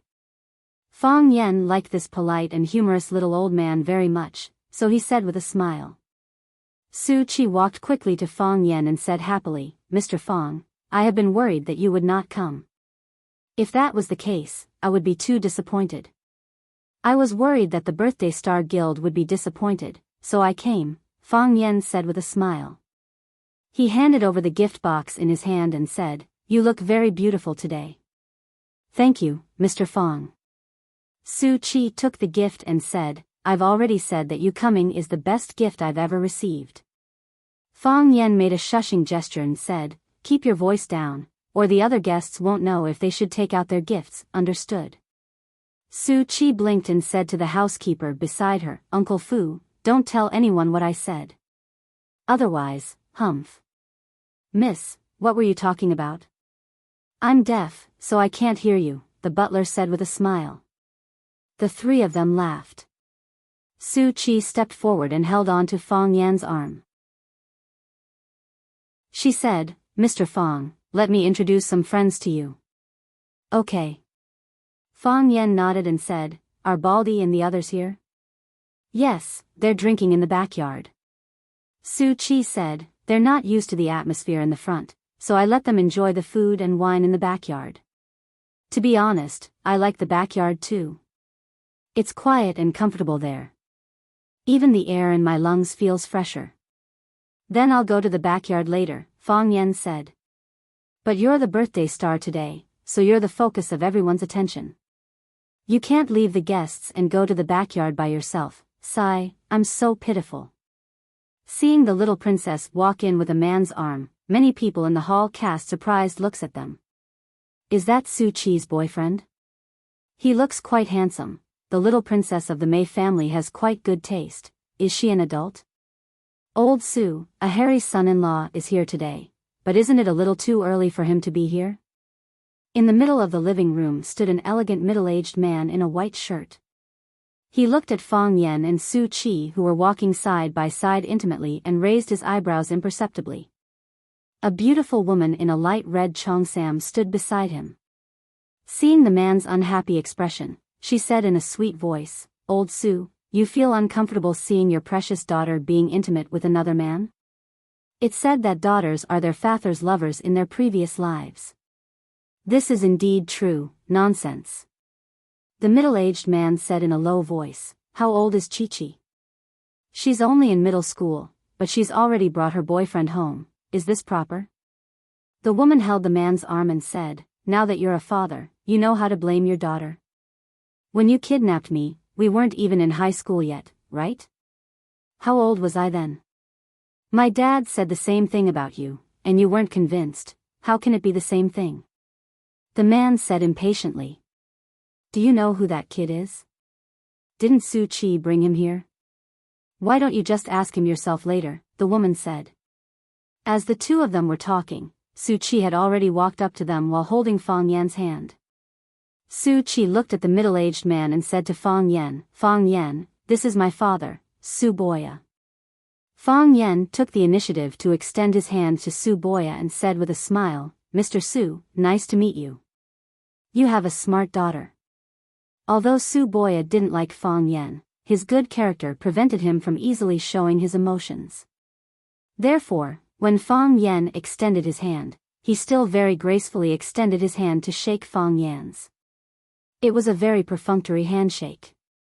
Su Chi then pointed at the beautiful woman in the cheongsam and said, this is my mother, Mei Xinjian. Madam Mei, nice to meet you. Fang Yan extended his hand to Mei Xinjian again and said, your daughter is as beautiful as you. Mei Xinjian gave a refreshing smile and said, thank you, you really know how to talk. Su Chi pointed at Fang Yan and said, this is our school's teacher, Fang Yan. Teacher? Su Boya and Mei Xinjian looked at each other and heaved a sigh of relief in their hearts. They knew that Rosefinch Secondary School rules were extremely strict. Teachers and students were definitely not allowed to fall in love. Su Chi looked at her parents' expressions and asked with a smile, you two seem to be very worried? Could it be that you think I'm bringing my boyfriend back to see you? Su Boya glared at Su Chi and said, Su Chi, don't joke with the teacher like this. Su Boya took the initiative to extend his hand to Fang Yan, and his attitude suddenly became much more amiable and warm.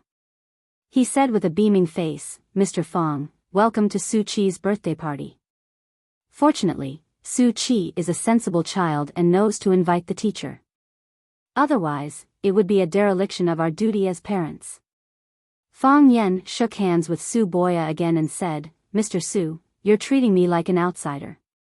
I'm also very happy to be able to attend Su Chi's birthday party. Mei Xinjian looked at his daughter thoughtfully and said, Su Chi, you have to take care of Mr. Fang. Don't be impolite.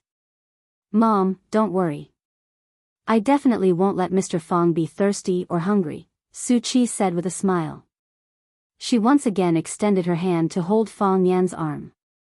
Fang Yan felt a little uncomfortable and wanted to avoid it, but he was worried that he would hurt her pride in front of Su Chi's parents. Su Chi, let's not, Fang Yan said in a low voice. How about this? You're my teacher and my elder. This is a very normal etiquette, Mr. Fang, you aren't thinking the wrong thing, are you? Su Chi's gentle voice spoke into Fang Yan's ear. Fang Yan tried to avoid it once, but after failing, he didn't try again. Wouldn't it be more suspicious if he made too big of a move in front of Su Chi's parents? Looking at Fang Yan and Su Chi's departing figures, Su Boya said with a smile, it was a false alarm. So it's Su Chi's teacher. Su Chi looks gentle on the surface, but she's proud and aloof. She usually wouldn't take the initiative to bring strangers home. Today, she took the initiative to invite Mr. Fang to her birthday party, which proves that this Mr. Fang is very capable. I'm afraid it's not just a teacher-student relationship, right? Mei Xinjian sized up Fang Yan's back with a sharp gaze and said, when did you ever see your daughter take the initiative to hold another man's arm? Other than you?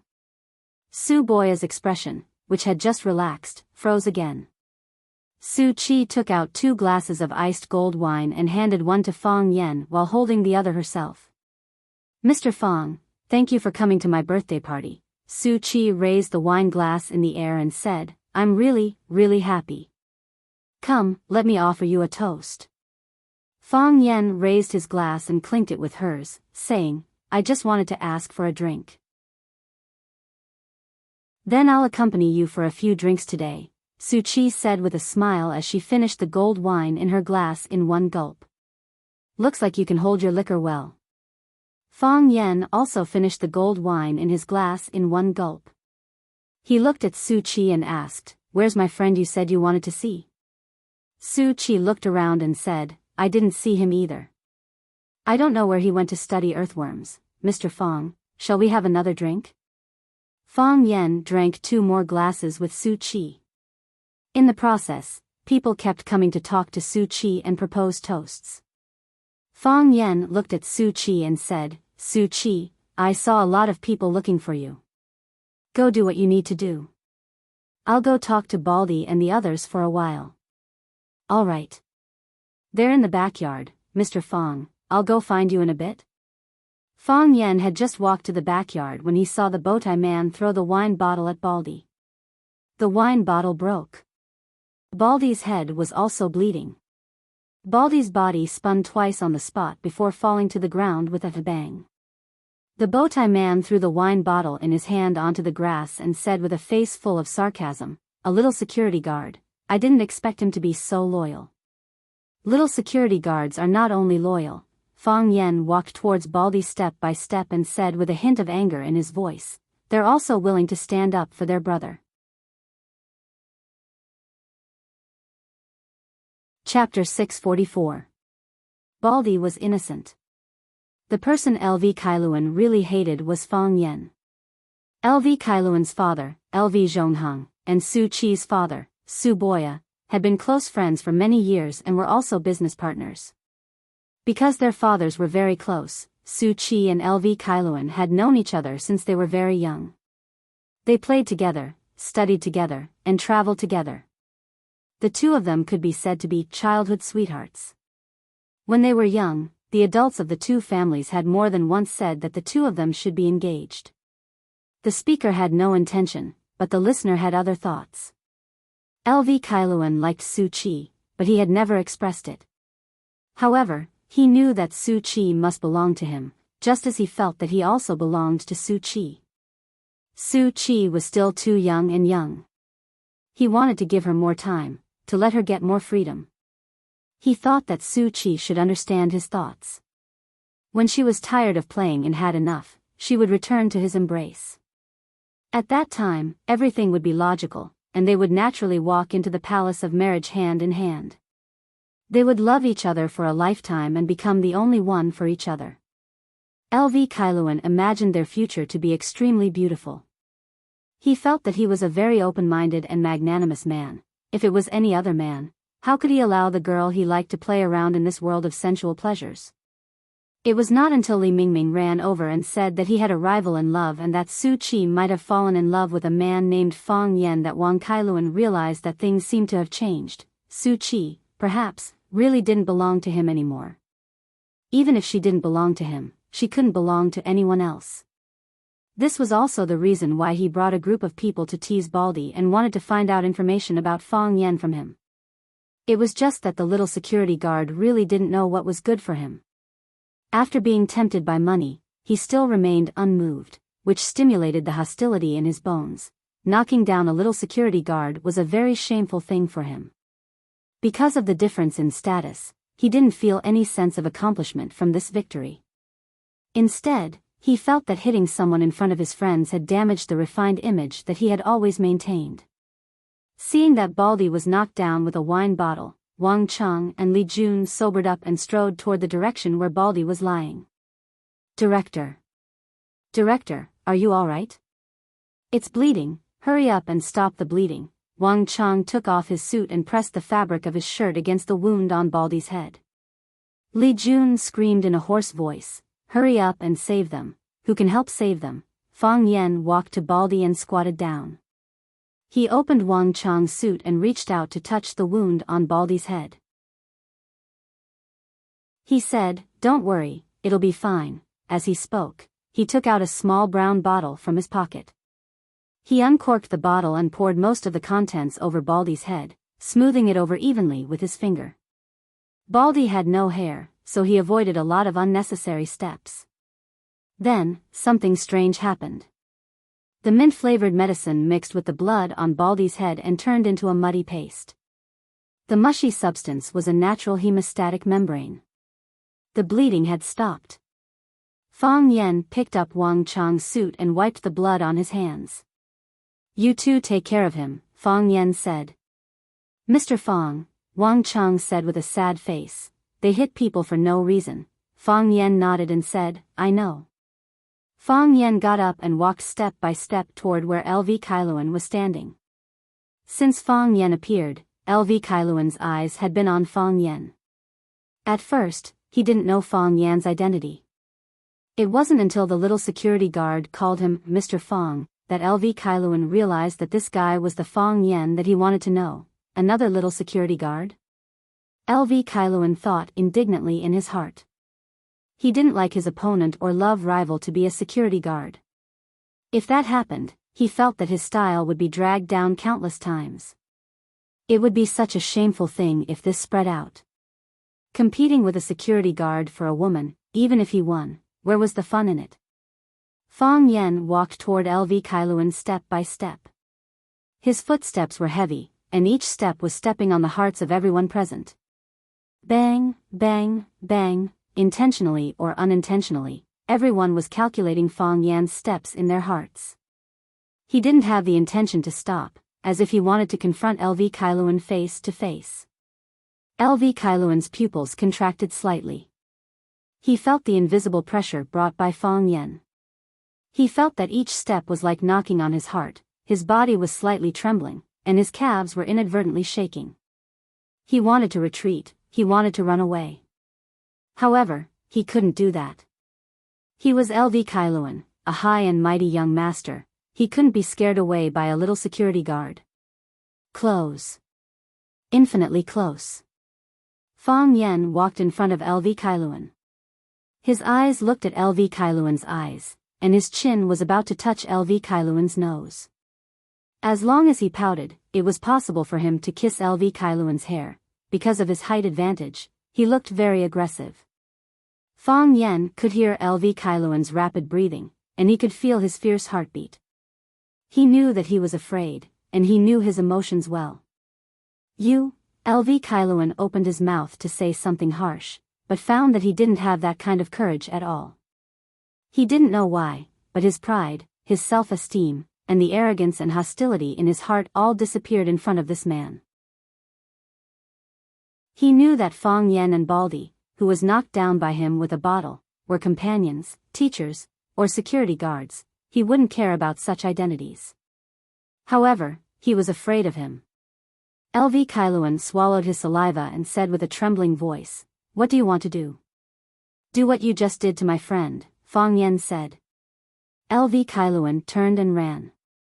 He didn't want to be hit in the head by the bottle. He didn't know why, but when this man said these threatening words in front of him, he believed that he could do it. Fang Yen didn't chase after him, but with a flick of his foot, an empty bottle flew into the air. When the wine bottle fell to a certain height, Fang Yen leaped up and kicked out with his leg.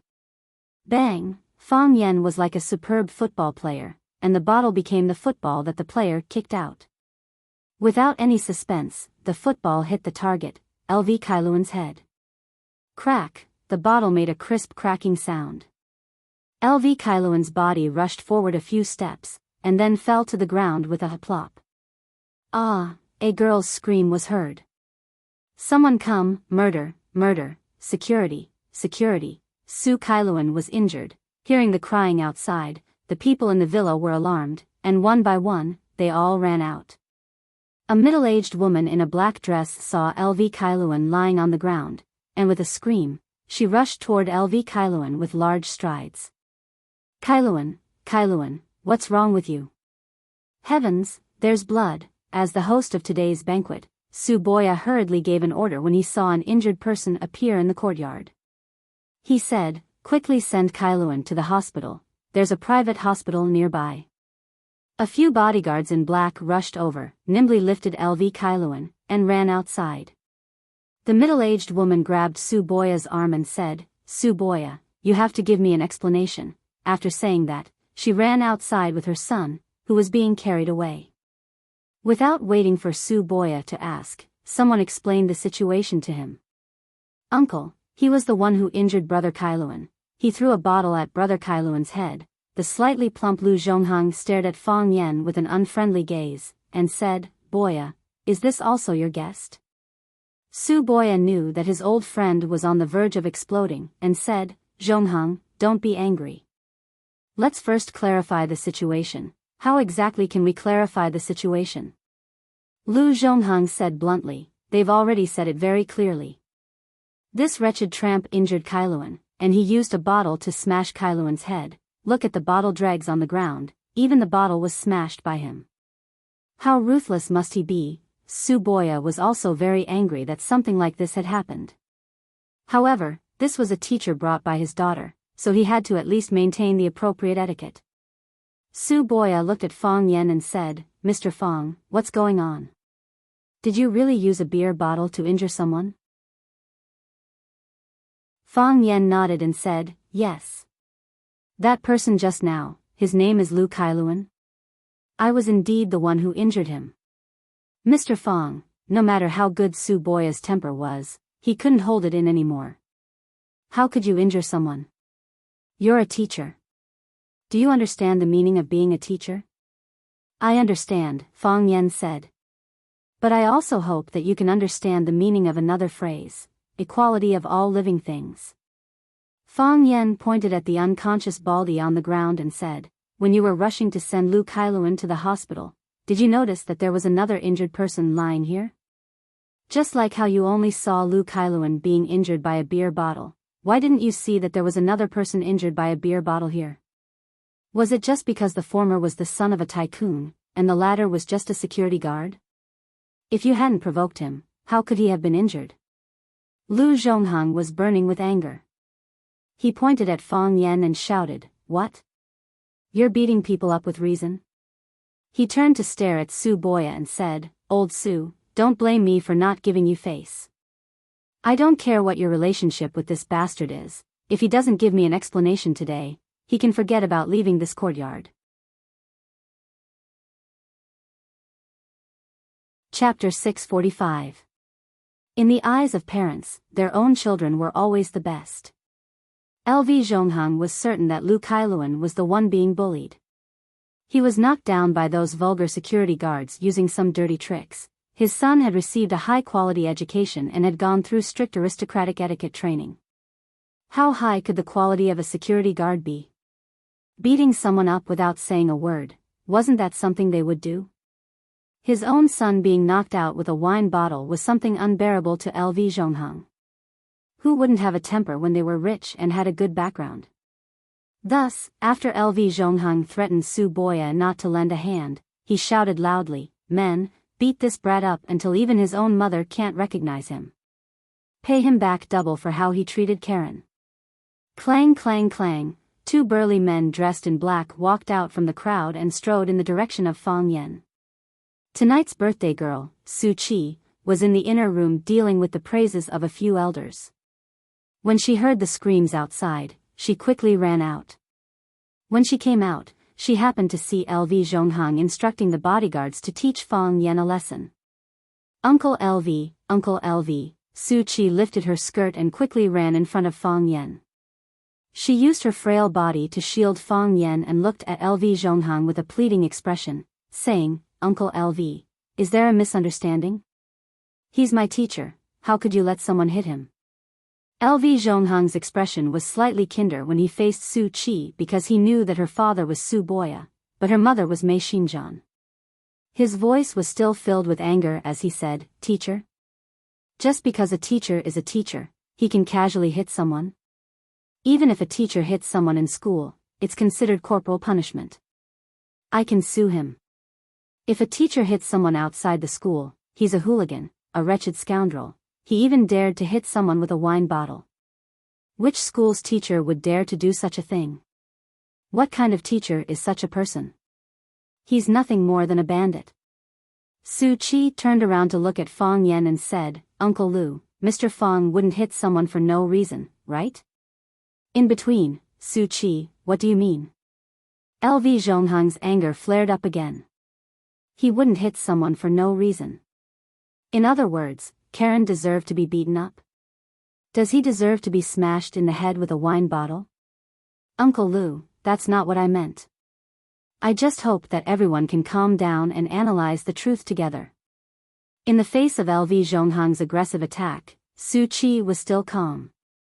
He looked at LV Zhongheng with spirited eyes and said with a sincere expression. Seeing his beloved daughter speak up for Fang Yen, Su Boya had no choice but to step forward to calm things down. He looked at LV Zhonghang and said, "Old LV, don't be rash. Why don't you just listen to the person in question? We're not people who can't tell right from wrong. Just be quiet. You want to talk about it? Old Su, it's easy for you to say. My son was beaten until he fainted. What else can he say? What can he say? The person in question is still fine, but I won't listen to what he has to say."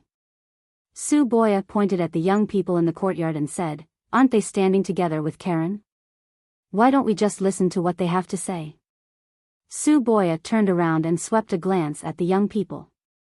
He said, "You must tell the truth. Don't be biased or hide anything." Su Qi turned to look at Fang Yen and said, "Mr. Fang, tell us the situation first." Fang Yen nodded and pointed at Baldy, who was lying on the ground. He said, "When I came, I saw Karen use a wine bottle to smash my friend to the ground. So, I used the same method to knock him to the ground. Those who humiliate others will be humiliated by others. Those who hit others should naturally be beaten back. You bastard." What LV Zhonghang couldn't stand the most was Fang Yen acting high and mighty, as if he was in the right and was trying to reason with him. Su Boya stared at a weak-looking young man and shouted, "Su Li, why did Karen hit someone with a wine bottle?" "Because."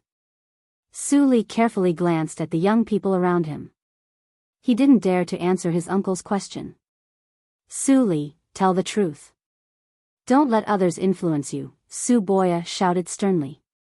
"Because Karen was jealous," Su Li said softly. Karen heard that Su Qi had a good relationship with a guy with the surname Fang, so she ran over to ask the bodyguard who the person with the surname Fang was. The bodyguard refused to say, so Karen, Su Qi looked at Baldy guiltily. She didn't expect that the matter had started because of her. She knew how Karen felt about her, and she had always treated Karen as a very good friend because they had grown up together. However, that was all. How could friendship replace love? Someone must have overheard the conversation between her and Baldy in the backyard, and then Lu Kailuan came to cause trouble for Baldy. Lu Kailuan knocked Baldy down with a wine bottle, and teacher Fang Yen knocked Lu Kailuan down with a wine bottle. So Karen used a wine bottle to smash someone's head in a fit of rage? Su Boya asked coldly. Yes. Su Boya turned to look at LV Zhonghang and said, "Old Lu, look at your good son. Children can't be spoiled. Karen was the one who attacked first, so she was in the wrong first. Old Su, are you kidding me? It was my son who was injured. How can the life of a small security guard be compared to my son's life?" Su Boya frowned slightly and said, "Old Su, what you said is very wrong. Just now, Mr. Fang said that all living beings are equal. Whether it was Karen or the injured security guard, they were raised by their parents. Compared to their parents and relatives, they were all living beings. In your eyes, Karen's life is naturally the most important. In the hearts of his parents and children, that little security guard's life is above everything else. It's all life, so how can there be a difference in status? Old Su, who are you speaking for?" LV Zhonghang was rather dissatisfied with Su Boya's attitude. "I'm not helping anyone. I'm reasoning with you," Su Boya said. "Old Lu, we've known each other for many years. You should know my character. I think you were too rash in this matter. This matter is clearly Karen's fault. If you let someone beat up Mr. Fang, that would be adding to your mistake. Then my son was beaten up for nothing?" Su Boya pointed at Baldy, who was in Wang Chang's arms, and said, "What about him? What did he do wrong? He was beaten up by Karen to this state. At the end of the day, this matter is Karen's fault. Zhonghang, you are Karen's elder. You should stand up and take responsibility for this matter for Karen. Don't let others laugh at us for not being broad-minded, and even more so, don't let others insult us for using our power to bully others." Fang Yen stared at Su Boya with a burning gaze. At this moment, he had a whole new level of respect for this man.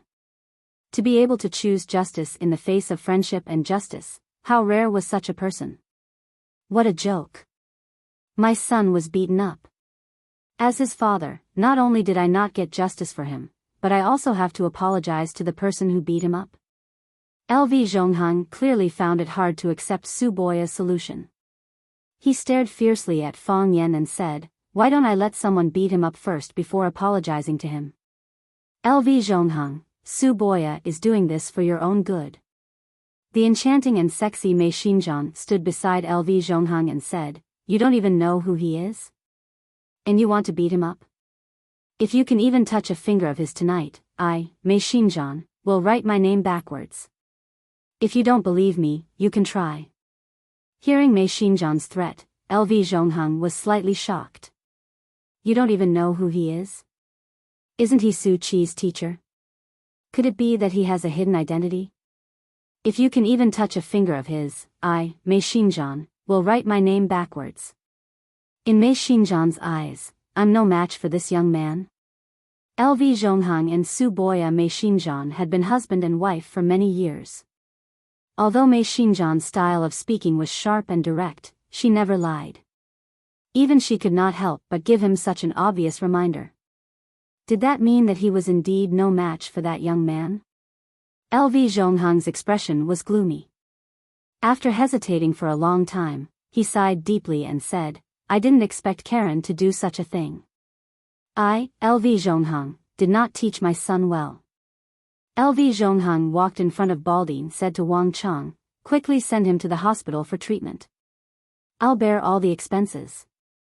I'll send my secretary with you to make some arrangements. When he wakes up, I'll visit him at the hospital and discuss the matter of compensation with him." What do you think of this? Wang Cheng looked at Fang Yan. He could not make the decision for such a big matter. Fang Yan nodded. He looked at LV Zhonghang and said, "Mr. LV, you're a role model for us. I'll agree on behalf of my friend." LV Zhonghang did not like Fang Yan, the culprit who injured his son. He had no interest in talking to him. After giving some instructions to the secretary beside him, the secretary, Wang Cheng, and Li Jun carried Baldi outside to send him to the hospital for examination and treatment. After sending the patient away, LV Zhonghang turned and walked outside. Su Boya shouted, "Old LV, old LV." LV Zhonghang did not turn his head and said, "Old Su, I'll come drink with you another day." Su Boya sighed softly. He glanced at his daughter, Su Qi, and said, "Take good care of Mr. Fang." "Good job, Dad." Su Qi gave her father a thumbs up. In her heart, her father was the most just and great man in the world. Silly girl. Su Boya shook his head with a bitter smile. He held his wife, Mei Xinjiang's hand and prepared to return to the house. Boring. It's really boring. A lazy voice came over. Everyone looked over and saw a handsome and flawless man walking toward the crowd under the moonlight. Countless people exclaimed in surprise. Chapter 646. He had a beautiful appearance and a pure and innocent personality. He had a sweet smile and beautiful eyes. There was a word used to describe this kind of man, gorgeous man. This was the most handsome man Fang Yan had ever seen, except for himself. Even if he was a woman, he was definitely one in a million. This man was so beautiful that when he appeared bathed in the moonlight, both men and women were dazzled. The reaction of the young girls was even more direct. They could not help but scream out loud. It was as if they had welcomed their idol. "Oh my God, it's Mei Xue. It's really Mei Xue. He's really handsome. I like him so much. I haven't seen him in a long time. I didn't expect him to appear at Chi-Chi's birthday party. Chi-Chi is so lucky." The most low-profile and high-profile of the four prodigies of Huacheng, Mei Xue. There were too many rumors about this man, so many that even if he did not appear in public all year round, news about him could continuously reach the ears of the public. For example, Mei Yingxue went to learn how to paint. His painting, Spring Walk, was sold at Sotheby's London auction for tens of millions. Mei Yingxue went to study how insects lay eggs. His thesis was praised by the world's entomologist, Fabre. Mei Yingxue went to study perfume. The perfume he created attracted the attention of countless socialites. To put it simply, this was a rich, talented, and willful guy. Hearing these rumors, Fang Yan felt that Mei Yingxue was like the protagonist of a web novel. He was omnipotent and capable of everything. There was a small group of people in this world who were so talented that they could overturn the entire world if they were not careful. Mei Yingxue ignored the shouts of the girls and walked straight to Su Boya and Mei Xinjian. He looked at Su Boya with a smile and said, "Brother-in-law, I've troubled you again today." Su Boya looked at Mei Yingxue with a smile. It seemed that his brother-in-law liked this brother-in-law very much. He said, "Yingxue, why are you here? I didn't hear that you would come." He paused and asked, "What did you trouble me with this time?" Mei Yingxue did not answer his question. He looked at Mei Xinjian and said, "You can ask my sister. You are a learned man. Don't waste your time and pollute your ears with such filthy things." Mei Xinjian looked at his brother Mei Yingxue dotingly and said with a charming smile, "You love your brother-in-law. You don't want him to waste time and dirty his ears. Aren't you afraid that your sister will waste time and dirty her ears?" Mei Yingxue's smile gave people a sense of elegance. She said, "Sister, you're a heroine of the business world. You're much better at killing enemies than my brother-in-law." "You sure know how to talk," Mei Xinjian said with a smile. "I've invited him for you, but I don't know if he'll give face to a weirdo like you." Mei Yingxue nodded and walked to Su Qi. Fang Yan held Mei Yingxue's hand and said with a smile, "Su Qi didn't tell me that young Master Mei is treating." "Oh, is that so?" Mei Yingxue looked at Su Qi in surprise and said with a smile, "Qi is an independent person. It's hard to change her mind once she decides on something. She always thinks that socializing is a very boring thing. She also thinks that disputes in social occasions are even more boring. There's not much meaning in who bullied who and who was bullied by who. It's just something to chew on when some bored people drink tea and drink wine. Because the painting in my hand was lacking the final stroke, I came a little late. I saw the end of the farce just now. Mr. Fang must feel that it's very boring, right?" "It's quite boring." Fang Yan nodded. He heard that Mei Yingxue's catchphrase was boring. It was said that in his eyes, there wasn't much that was interesting in this world. "But, I had to do it." "What a good, had to do it." Mei Yingxue laughed heartily. It had to be said that this guy was really good looking when he laughed. Even a 100% straight man like Fang Yan wanted to look at him a few more times. The eyes of the women and young girls at the scene lit up. Some people even took out their phones to take pictures of him. This was really a world that valued appearance. Some people were born with the halo of a star. During the Wei and Jin dynasties, Wei Jie, a handsome man from the Western Jin dynasty, was surrounded by people everywhere because of his outstanding appearance. In the end, he died of illness due to the psychological pressure. At that time, people said that he was stared to death. Fang Yan only hoped that the killing of Wei Jie would not happen again. "It's just like how I don't like to see you, but I have to do it," Mei Yingxue said. "I'm curious." Su Qi didn't mention the identity of the person who invited her. Why would Mr. Fang give her face? "Originally, I refused," Fang Yan said. "But I thought, what if I get an unexpected reward? Then, you think this trip will be worthwhile?" "Whether it's worthwhile or not depends on young Master Mei's sincerity," Fang Yan said with a smile. The corners of his lips curled up slightly. He wanted to smile prettier than Mei Yingxue. However, his efforts were in vain. No one was looking at him. Those people kept staring at Mei Yingxue, pointing at him and pressing the shutter button on their phones to take pictures. It was as if Fang Yan was invisible. "Am I no longer an idol?" A terrifying thought surfaced in Fang Yan's mind. Mei Yingxue looked around and said, "How about we find a quiet place to have a drink?" "A guest will do as the host pleases," Fang Yan said. Hearing that Mei Yingxue wanted to talk to Fang Yan in private, Su Boya took the initiative to greet them. He said, "Let's go, everyone. Let's go inside and drink some tea. We still have to cut the cake later." Under Su Boya's lead, most of the people gathered in the backyard went back. Although the young women were unwilling, they were too embarrassed to stay there and be lightbulbs, so they reluctantly followed them into the house. Su Qi looked at Fang Yan worriedly and said, "Mr. Fang, I'll come find you later." Fang Yan nodded and said with a smile, "Don't worry, it'll be fine." Mei Yingxue looked at Su Qi with a smile and said, "Don't worry. I can't beat him." "Uncle, you're so annoying," Su Qi said coquettishly and ran inside with a red face. Mei Yingxue looked at Su Qi's receding figure and said, "Don't you feel that these little girls' relationships are meaningless?" "How do you know?" "I've experienced too much," Mei Yingxue said calmly.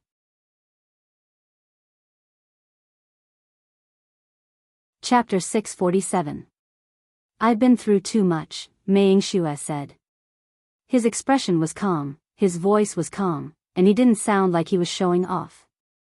He was just stating a fact that made people want to beat him up.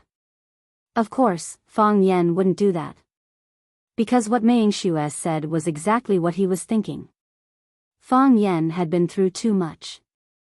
Ever since he experienced Qin Etian, Jiang Qin, and Yuan Lin's ferocious, direct, or shy pursuit, Fang Yan had become accustomed to these young girls' love.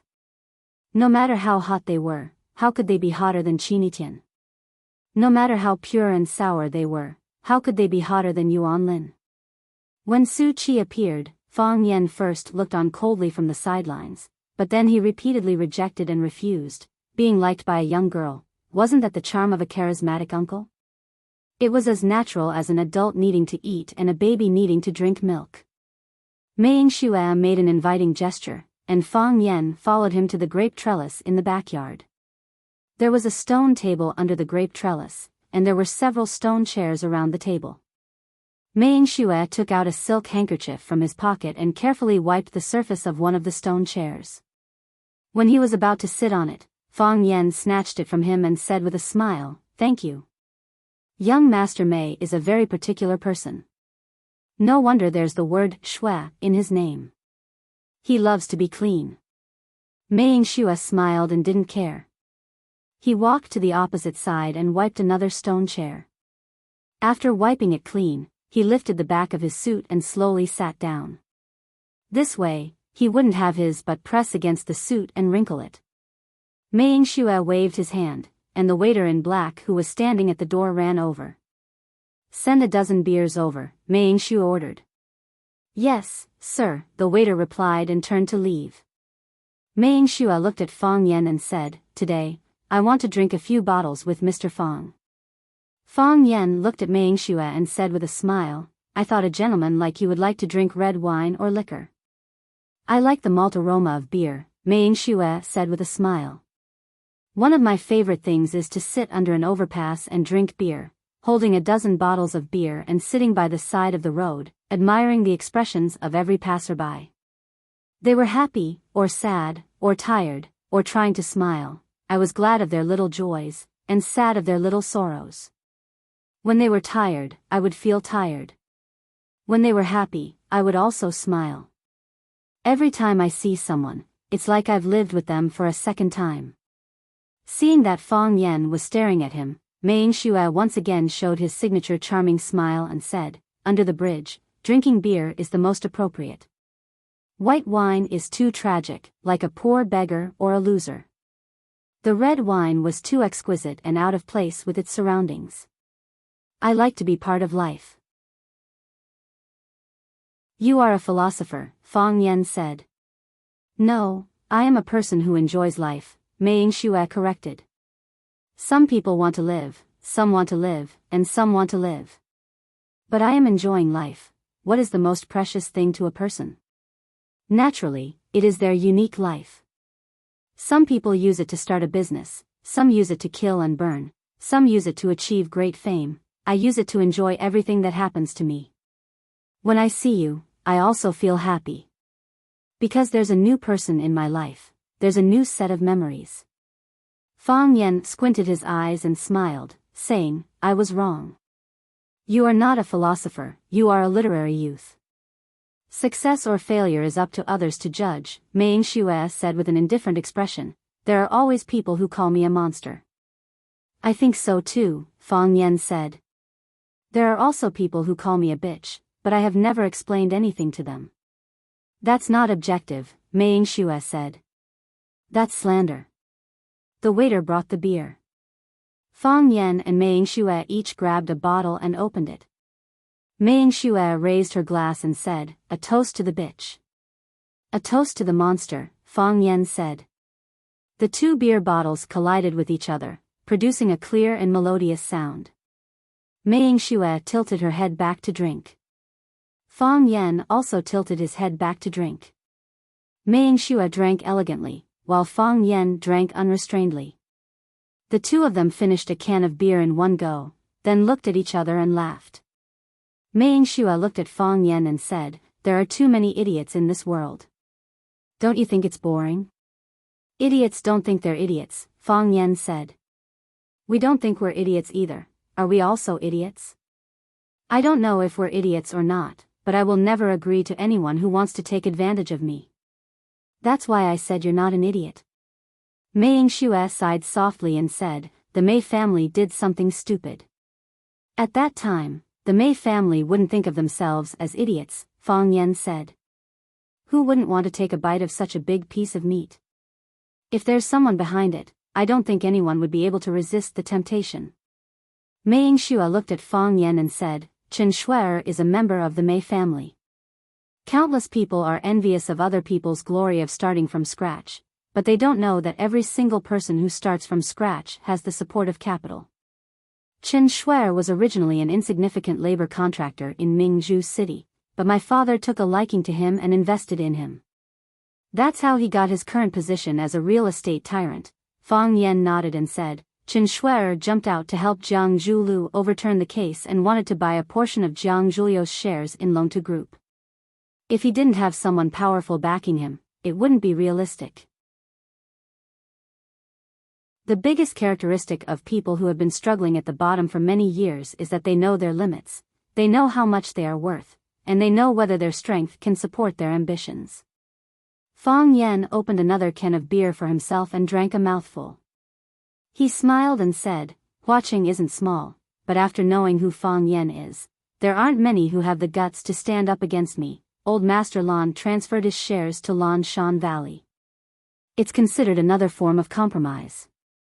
The Lu family won't do it, and Lu Shu is also a beneficiary of the Jiang family's rise in power. The Ren family has some power, but they aren't arrogant enough to jump out and wrestle with the Lan and Lu families that are tied to them. After thinking about it, the Mei family can't run away, the Mei family doesn't show themselves, and the Mei family is also unusually low-key, almost never appearing in public. But, how can there be a wolf that doesn't eat meat? I only found out about this later, Mei Xue said. I told Old Master Lan that this matter was too meaningless. Old Master Lan now agrees with my point of view. Fang Yan smiled and said, when you gave Su Qi the gift, you said something. Some things are broken, they can't be put back together again. Mei Xue smiled bitterly and said, although it's the first time we met, your name is like thunder in my ears. Everyone who has interacted with you said that you're not a person who is easy to deal with. Now that you've interacted with me, you know that they're not telling the truth, right? What can I do to make you stop? Mei Xue asked in a low voice. Fang Yan stared at him with a burning gaze and said, make me satisfied. Or rather, make me satisfied. We'll withdraw from the competition with Longtu Group, Fang Yan sneered and said, if you're not afraid of getting hurt, then you can continue to persist. But, it's best if the Mei family takes action personally. These small fries won't even be enough for Lan Shan Valley to warm up before it's over. And we won't meddle with the Jiang family's affairs anymore. Mei Xue said. I've roughly understood the reason why the Jiang family is stepping down. It's because of Qiang Longtan's disappearance. I don't believe that Jiang Zhulu killed his own father. I think there must be some hidden reasons. The Mei family has a good relationship with the government and the media. If we want to create some trouble for you, it should be enough to give you a headache, right? Fang Yan nodded and said, yes. We do have a headache. Plus, the Mei family's friendship. Mei Yingshua's charming eyes stared at Fang Yan without blinking and said, is it enough for you to let the Qin father and son go? Fang Yan looked at Mei Yingxua and asked, do you have any friends? What? Mei Yingxua was stunned. I mean, do you have any good friends who can go through thick and thin with you? Fang Yan asked again. Mei Yingxua thought for a moment and said, no. I do, Fang Yan said. And, I have quite a few. Aren't I luckier than others? Luckier than others, Mei Yingxua said enviously. Countless times luckier. I believe in friendship, Fang Yan said. But I don't believe in friendship that has been promised, because friendship cannot be promised. So, you're going to refuse? Mei Yingxua asked with a smile. She played with the beer can in her hand. No, if I refused, after I guessed that it was your treat, I wouldn't have come, Fang Yan said. Mei Yingshua's body leaned back, and after thinking for a while, she sighed softly and said, to be honest, I really don't want you to name your price, because I know that you will definitely cut a vital part. But I also know that I have no choice but to let you name your price. For Grandpa to send me out to do this kind of thing is really boring. So, are you ready? Fang Yan asked. Tell me your price, Mei Yingxua said. I hope it's within the range that we can accept. Otherwise, the Mei family won't hesitate to go to war with you. This is what my grandpa said, I'm just passing on his words. Fang Yan nodded and said, Grandpa Mei has always been a respected elder. Since he said this, I have to give him face. My price isn't too high. How about half of Tiandu Real Estate's shares?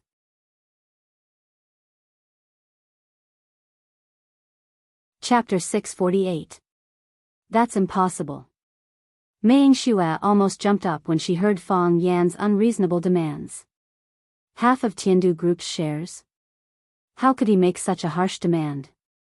He even said that Elder Mei was a respected elder and he had to give face to him. If he didn't give face to the elder, was he going to take the entire Tiandu Real Estate? If that was the case, the Mei family could only fight them to the end. The Mei family had been around for hundreds of years and was the oldest of the 4 big families in Huaqing. They had never been humiliated and extorted like this. Yes, Mei Yingxua knew very well that Fang Yan was extorting the Mei family now. Fang Yan laughed and looked at Mei Yingxua. Don't get too worked up. This is a business meeting. If you don't think the conditions are right, you can tell me why. Too high. Mei Yingxua said. The Mei family owns a part of the Tiandu Real Estate. But if we take half of it according to your demands, whose Tiandu Real Estate will belong to? Why does the Mei family want to protect Qin Shuer? They want to protect Tiandu Real Estate. If the Mei family loses Tiandu Real Estate to protect Qin Shuer, then what's the point of Qin Shuer's existence? Is it just because he's an obedient idiot? So, Mr. Fang, don't you think you're putting the cart before the horse? Actually, I don't think it's high.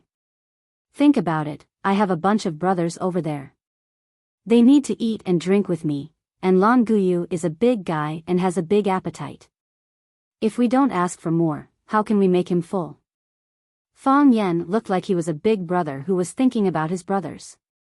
He lowered his head and thought seriously. If you think it's too much, then we'll ask for 1/3 of the Tiandu shares. This time, it can't be any less. Mei Yingxua wanted to refuse again, but when she saw Fang Yan's serious expression, she swallowed her words. He drank a mouthful of beer and said, the Mei family did something stupid. We shouldn't snatch food from the tiger's mouth, but we shouldn't pay such a big price for it, right? Of course, Fang Yan said. Of the 1/3 of Tiandu's shares, only a small part is to make up for our physical and mental losses. Most of it is to win our friendship, friendship? Mei Shui almost spat out a mouthful of blood. You have just told me that you believe in friendship, but not in committed friendship because friendship cannot be committed.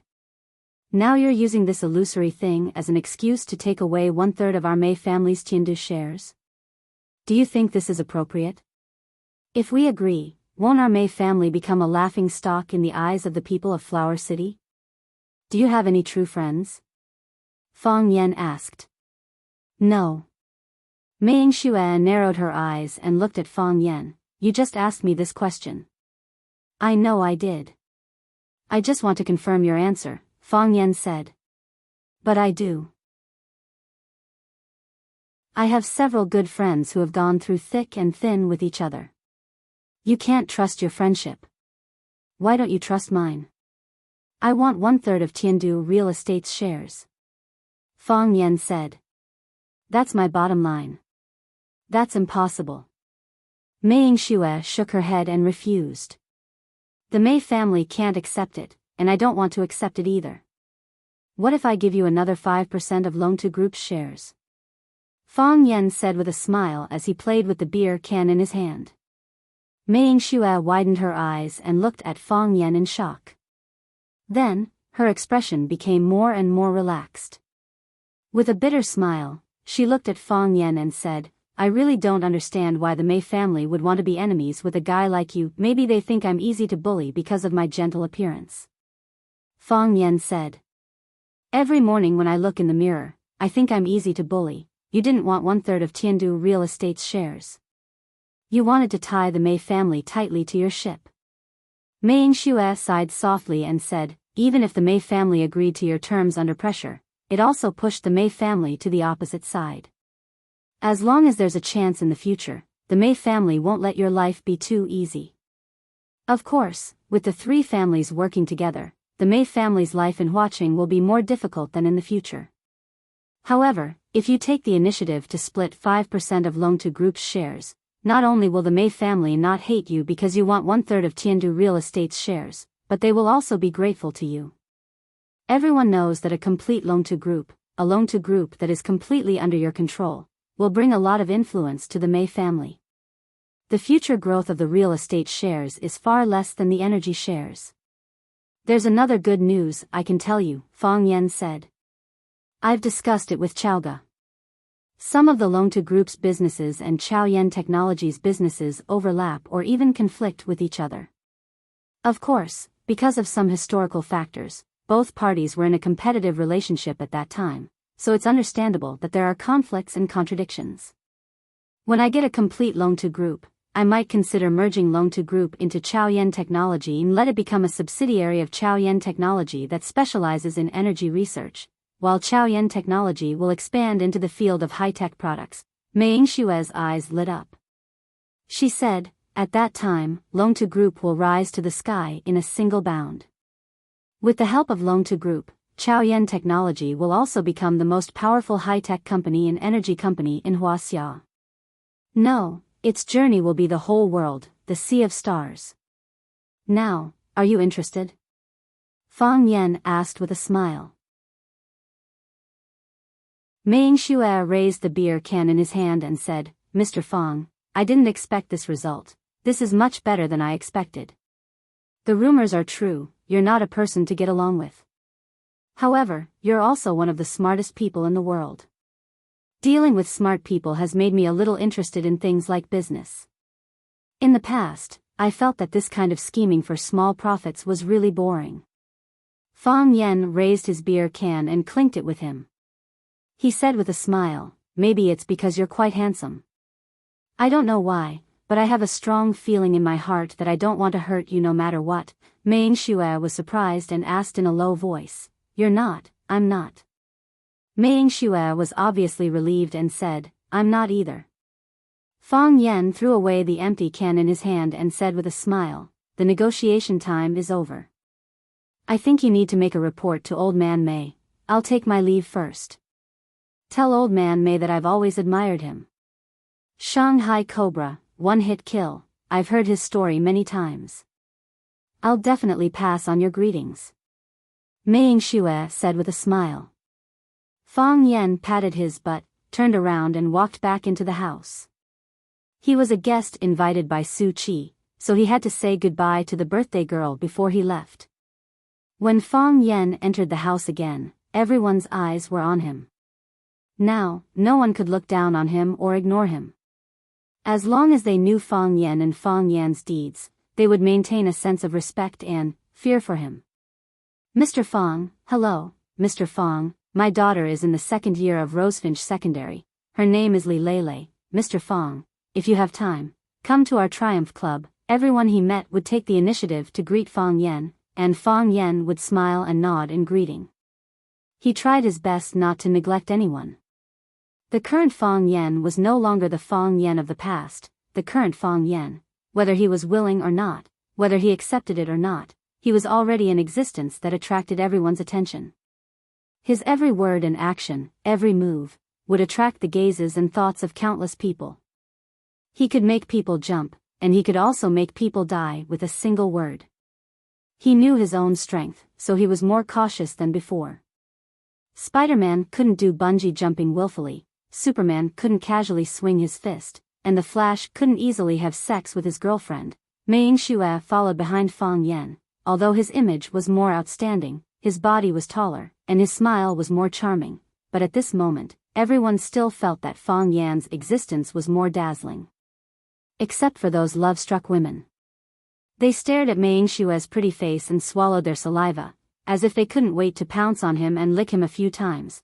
Fang Yen was really worried for Mei Yingxue, thinking, no wonder he usually didn't dare to go out. If he looked like him, it was even possible that he would be kidnapped and molested by a few female perverts. Su Qi and her parents were standing together, and the three of them were whispering something. Seeing Fang Yen and Mei Yingxue walking over, Su Boya's gaze had a strong sense of scrutiny. Mei Xinjian's smile was seductive, as if he knew everything like the back of his hand. Fang Yen looked at Su Qi and said with a smile, Su Qi, happy birthday. I'm very happy to be able to attend your birthday party, but I have some matters to attend to, so I have to leave first. Mr. Fang, it's time to cut the cake. Why don't you finish the cake before you leave? Su Qi urged him to stay. Fang Yen smiled and said, I appreciate your kindness, but to be able to see you happy is more important than eating the cake. See you at school. All right. I'll see you off, Su Qi said sadly. Fang Yen looked at Su Boya and said, Mr. Su, thank you for your warm hospitality. Mr. Fang, Su Boya hesitated for a moment, then said, I don't know if it's right to address you like this, but I really admire the profession of teaching, and I also hope that you can become a good teacher. I'll try my best to do that, Fang Yen said with a smile. Mei Xinjian took the initiative to extend her soft and smooth little hand to Fang Yen. Her fingernails were painted with black nail polish, and she looked strangely sexy. Mr. Fang, nice to meet you. We'll meet again, right?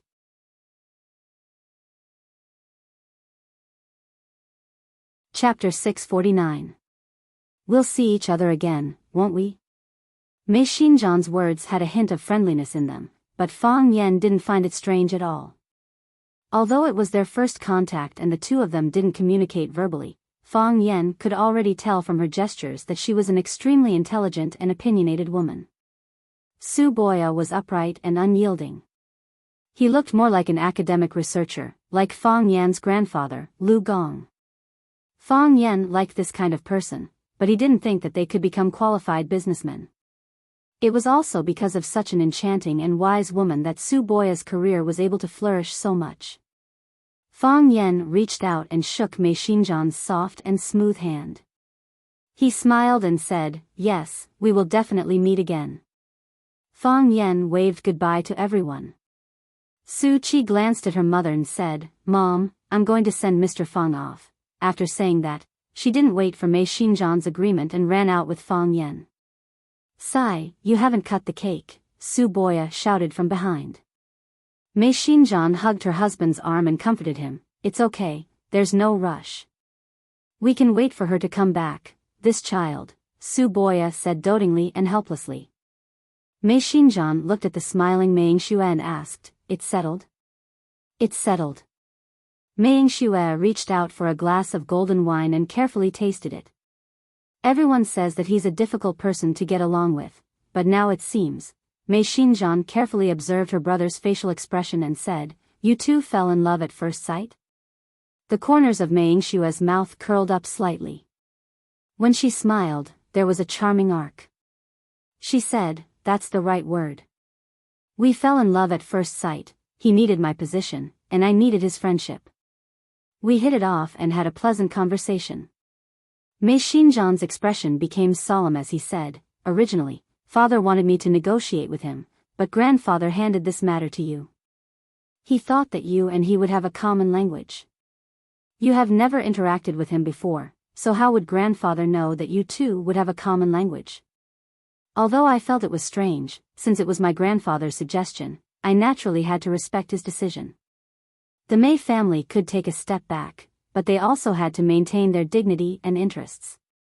"So, we have to discuss this matter properly and pay the smallest price to obtain his forgiveness," Mei Xue nodded. She looked at her shrewd sister and said, "What price do you think I have to pay to get his forgiveness?" Mei Xinjian reached out and pinched her brother's snow-white cheeks. She said, "My dear brother, don't test me with such an idiotic question. The fact that he came to Chi-Chi's birthday party shows that he is willing to reconcile with the Mei family.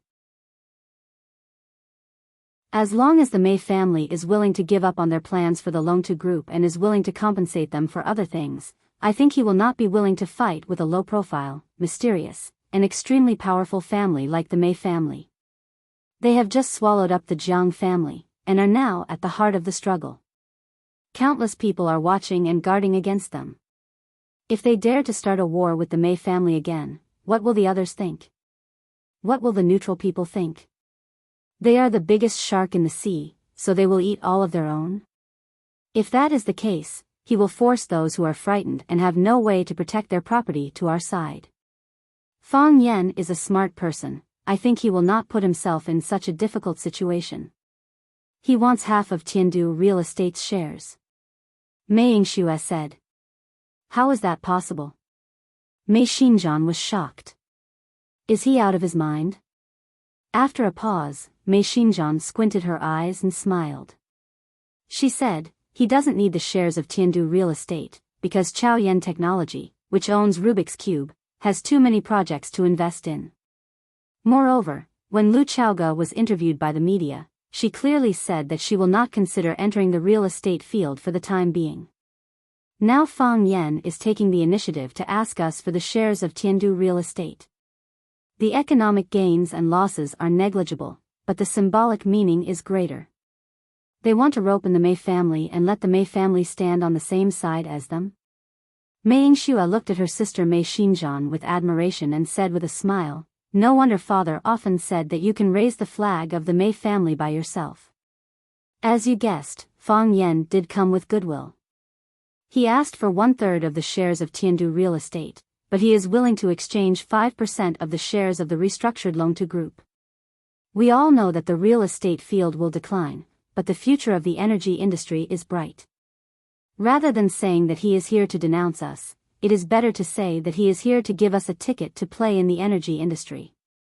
So, are you ready to agree? Mei Xinjian looked at her brother who was too good-looking to be a child and asked. "Can I refuse?" Mei Xue said with a bitter smile, "Even grandpa can't bear to refuse, right?" "Yes."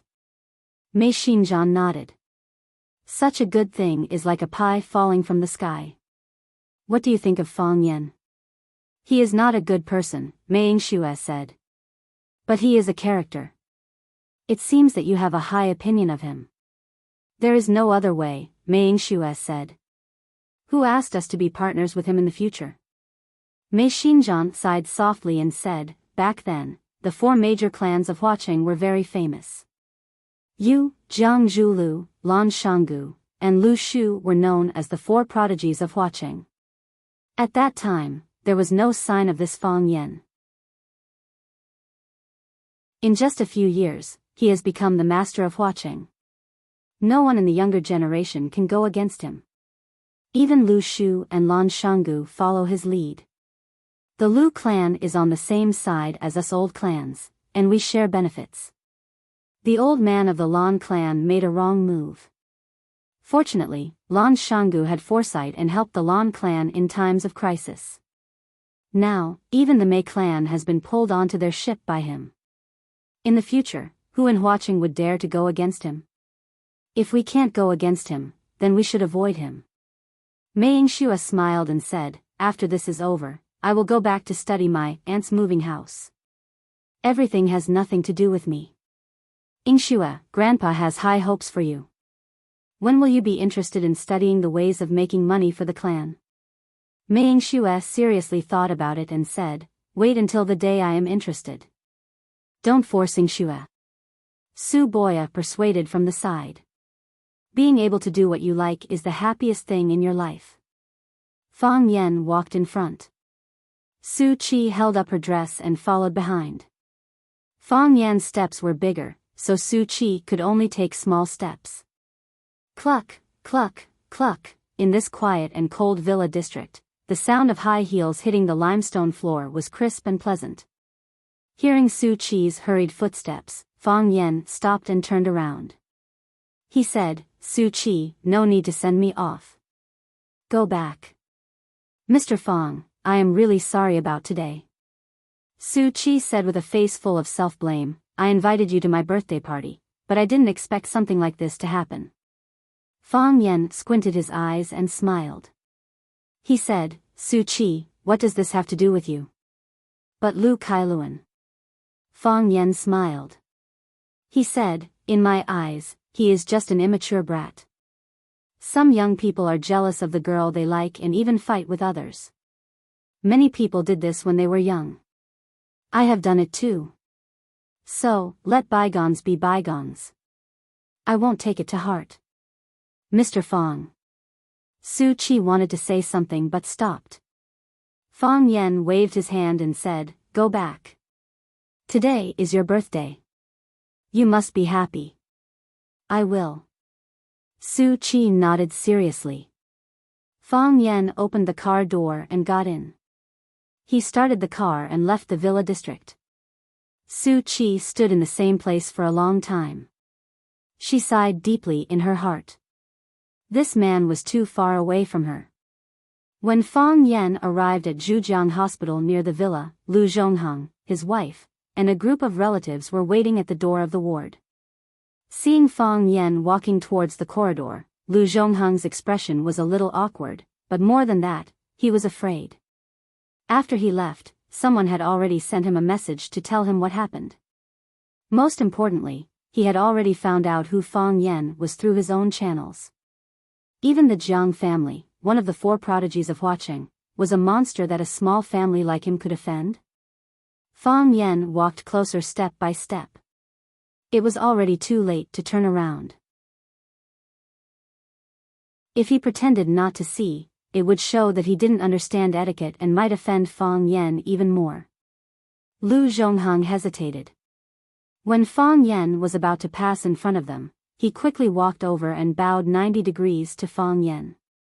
He said respectfully, Mr. Fang, you are the most serious and responsible teacher I have ever seen.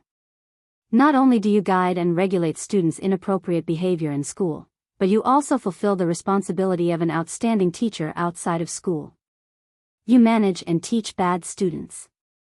I think, if all the teachers in the world were as responsible as you are, what do we parents have to worry about? Fang Yan glanced at Lu Zhongheng and said, I'm not a teacher now. I'm a school security guard.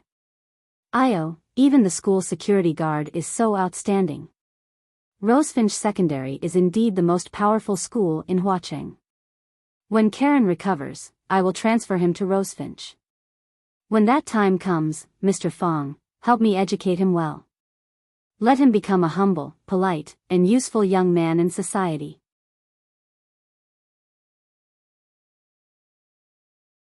Chapter 650. When Fang Yan walked to the door of the ward, he saw that Baldy had already woken up. He leaned on the pillow at the head of the bed and told Wang Cheng and Li Jun about his mental state when he was beaten. It's not that I'm boasting to you, but with my physique and strength, wouldn't subduing that brat be a piece of cake?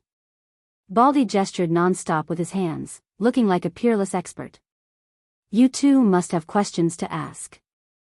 Since I'm so powerful, why didn't I fight back when I was attacked? Even if I didn't fight back, I could have easily dodged his attack, right? To tell you the truth, I deliberately wanted to test the power of the bottle with my head. Are you out of your mind? Wang Cheng said bluntly. Slap. Baldy slapped Wang Cheng's head and angrily scolded, Brat, you're the one who's out of your mind? What do you know? Baldy pointed to his head wrapped in gauze and said, Do you know why I'm called Baldy? Li Jun grinned and said, Who doesn't know that? Because you don't have hair on your head. Or is it because you shaved your legs, that's why you're called Baldy? Correct. Baldy wanted to slap Li Jun, but Li Jun cleverly dodged. Baldy was very dissatisfied with Li Jun's reaction and said, Do you know why I don't have hair? It's because I met a strange person when I was a child. He felt that my bones were clear and my aptitude was outstanding, so he secretly taught me a magical kung fu, Iron Head. It was because I was too engrossed in cultivation that I lost my hair. Did you eat lotus seeds when you were a child? Other children used their mouths to peel lotus seeds, but I used my head to hit it. My God, all the lotus seeds split in half, isn't it more convenient to bite with your mouth? Isn't it strange to hit with your head? Wang Cheng put forward his opinion. Baldy thought about it and was a little exasperated. He said, Didn't I say it before? I did it to practice. You're so powerful, how did you get knocked down by a bottle of wine? Wang Cheng asked another question in his heart. How could I have been knocked down by a wine bottle? Didn't I drink too much? When the bottle hit me, I was dizzy from the alcohol, Baldy explained seriously. Didn't you see that I broke the bottle? I only saw the wine bottle break your head open, Wang Cheng said. Baldy grabbed the pillow behind him and threw it at him. He scolded angrily, Bastard, how can you talk to your leader like this? Fang Yen was amused. He knocked on the door with his finger to remind them that he was here. He walked towards Baldy and said with a smile, Baldy, how do you feel? Are you all right? Nothing. What can happen to me? Baldy saw Fang Yen come in and said happily, Why are you here? Oh, I remember. You also went to Suki's birthday party. She told you that I was here, right? She waited for you the whole night, and I couldn't bear to see her like that. Luckily, you came. You know how to sympathize with others. Looks like you're completely sober. You said that you practiced the Iron Head skill? Then I'll find a few more bottles and smash them on your head, let everyone see what level your Iron Head skill is at.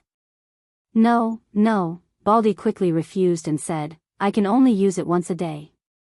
If I use it more than that, it won't work. He was still able to joke around with everyone. It seemed like the Baldy's injury was not a big deal. Fang Yen also felt relieved. Wang Cheng stood in front of Fang Yen and said, Mr. Fang, the doctor did a comprehensive examination on Baldy. They said that Baldy's injury is not serious. It's just some superficial wounds, and he will be fine after a few days of rest. There's no concussion or other abnormalities. Mr. Liu was here before, and he personally apologized to Baldy and said that all of Baldy's medical expenses would be covered by him. Oh, he also signed a check for Baldy on the spot, $100,000.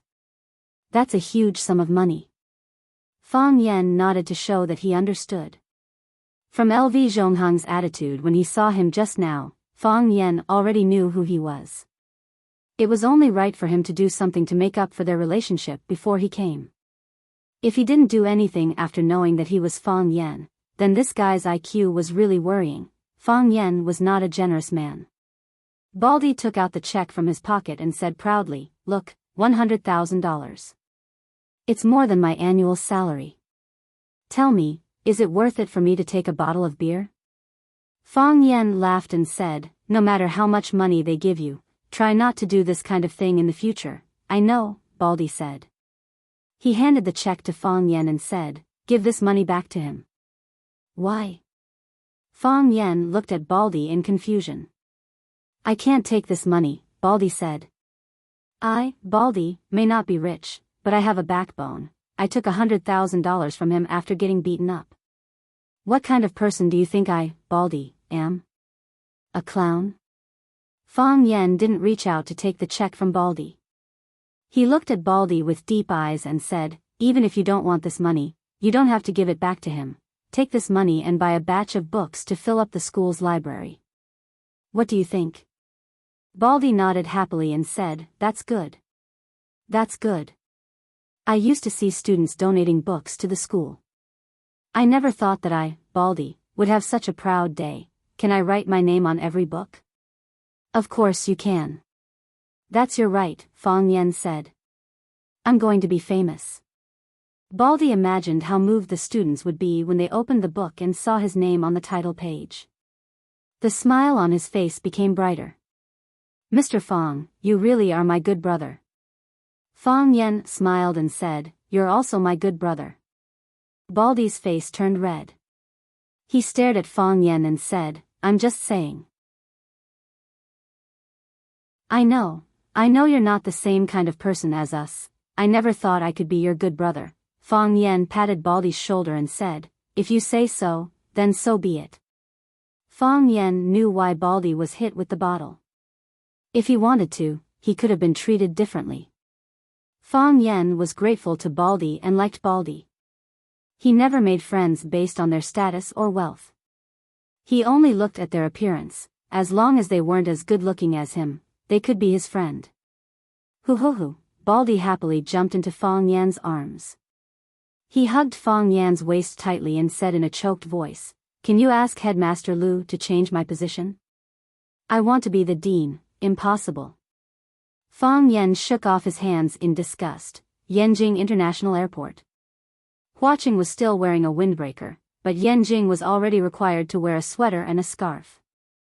Winter always came earlier in Yanjing than in the south. Looking out through the window, the sky was gloomy, just like the usual gray color. 3 years ago, when they returned to Yanjing, both sides were waiting at the door of the cabin. Later, there was a storm. The Maple Leaf Club forced Fang Yixing to abdicate, and Fang Yixing died in battle. What would happen this time?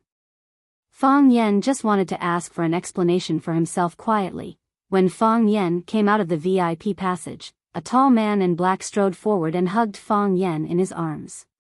Fang Yen stood there and didn't move, letting him hug him tightly, but he said with annoyance, when did you learn the etiquette of foreigners? Look, other than those young lovers who haven't seen each other for a long time, who else would hug someone like you? Those who don't know might think we're gay. What's that saying again? When you don't need me, I'm your friend. When you need me, I can be your woman. If you like it, I'll wash the back door tonight. Li Xiaotian smiled obscenely. Forget it. I'm not interested in that at all. You should give it to someone else, Fang Yen said. Where are the others? They're waiting for you. They're waiting to welcome you tonight. Li Xiaotian took Fang Yan's suitcase and said, to try out my new car. Looks like Boss Li's business is doing well. Fang Yan said with a smile. Hey, it's all thanks to you, Li Xiaotian said mysteriously. Thanks to me? I helped you again. Have you forgotten? Where did you meet Lu Qi the other day? I know, Maple Leaf Club - Fang Yen smiled and said, Luo Mingan is helping you? Otherwise, we brothers would have had a hard time, Li Xiaotian said with lingering fear. Do you know what it means when the city gate is on fire, the fish in the moat will be affected? That night, we challenged Jiang Junling. Although we won in the end and embarrassed Jiang Junling, my brother was in big trouble. Most of the connections he made in Yanjing were gone, and all his previous business partners cut off contact with him.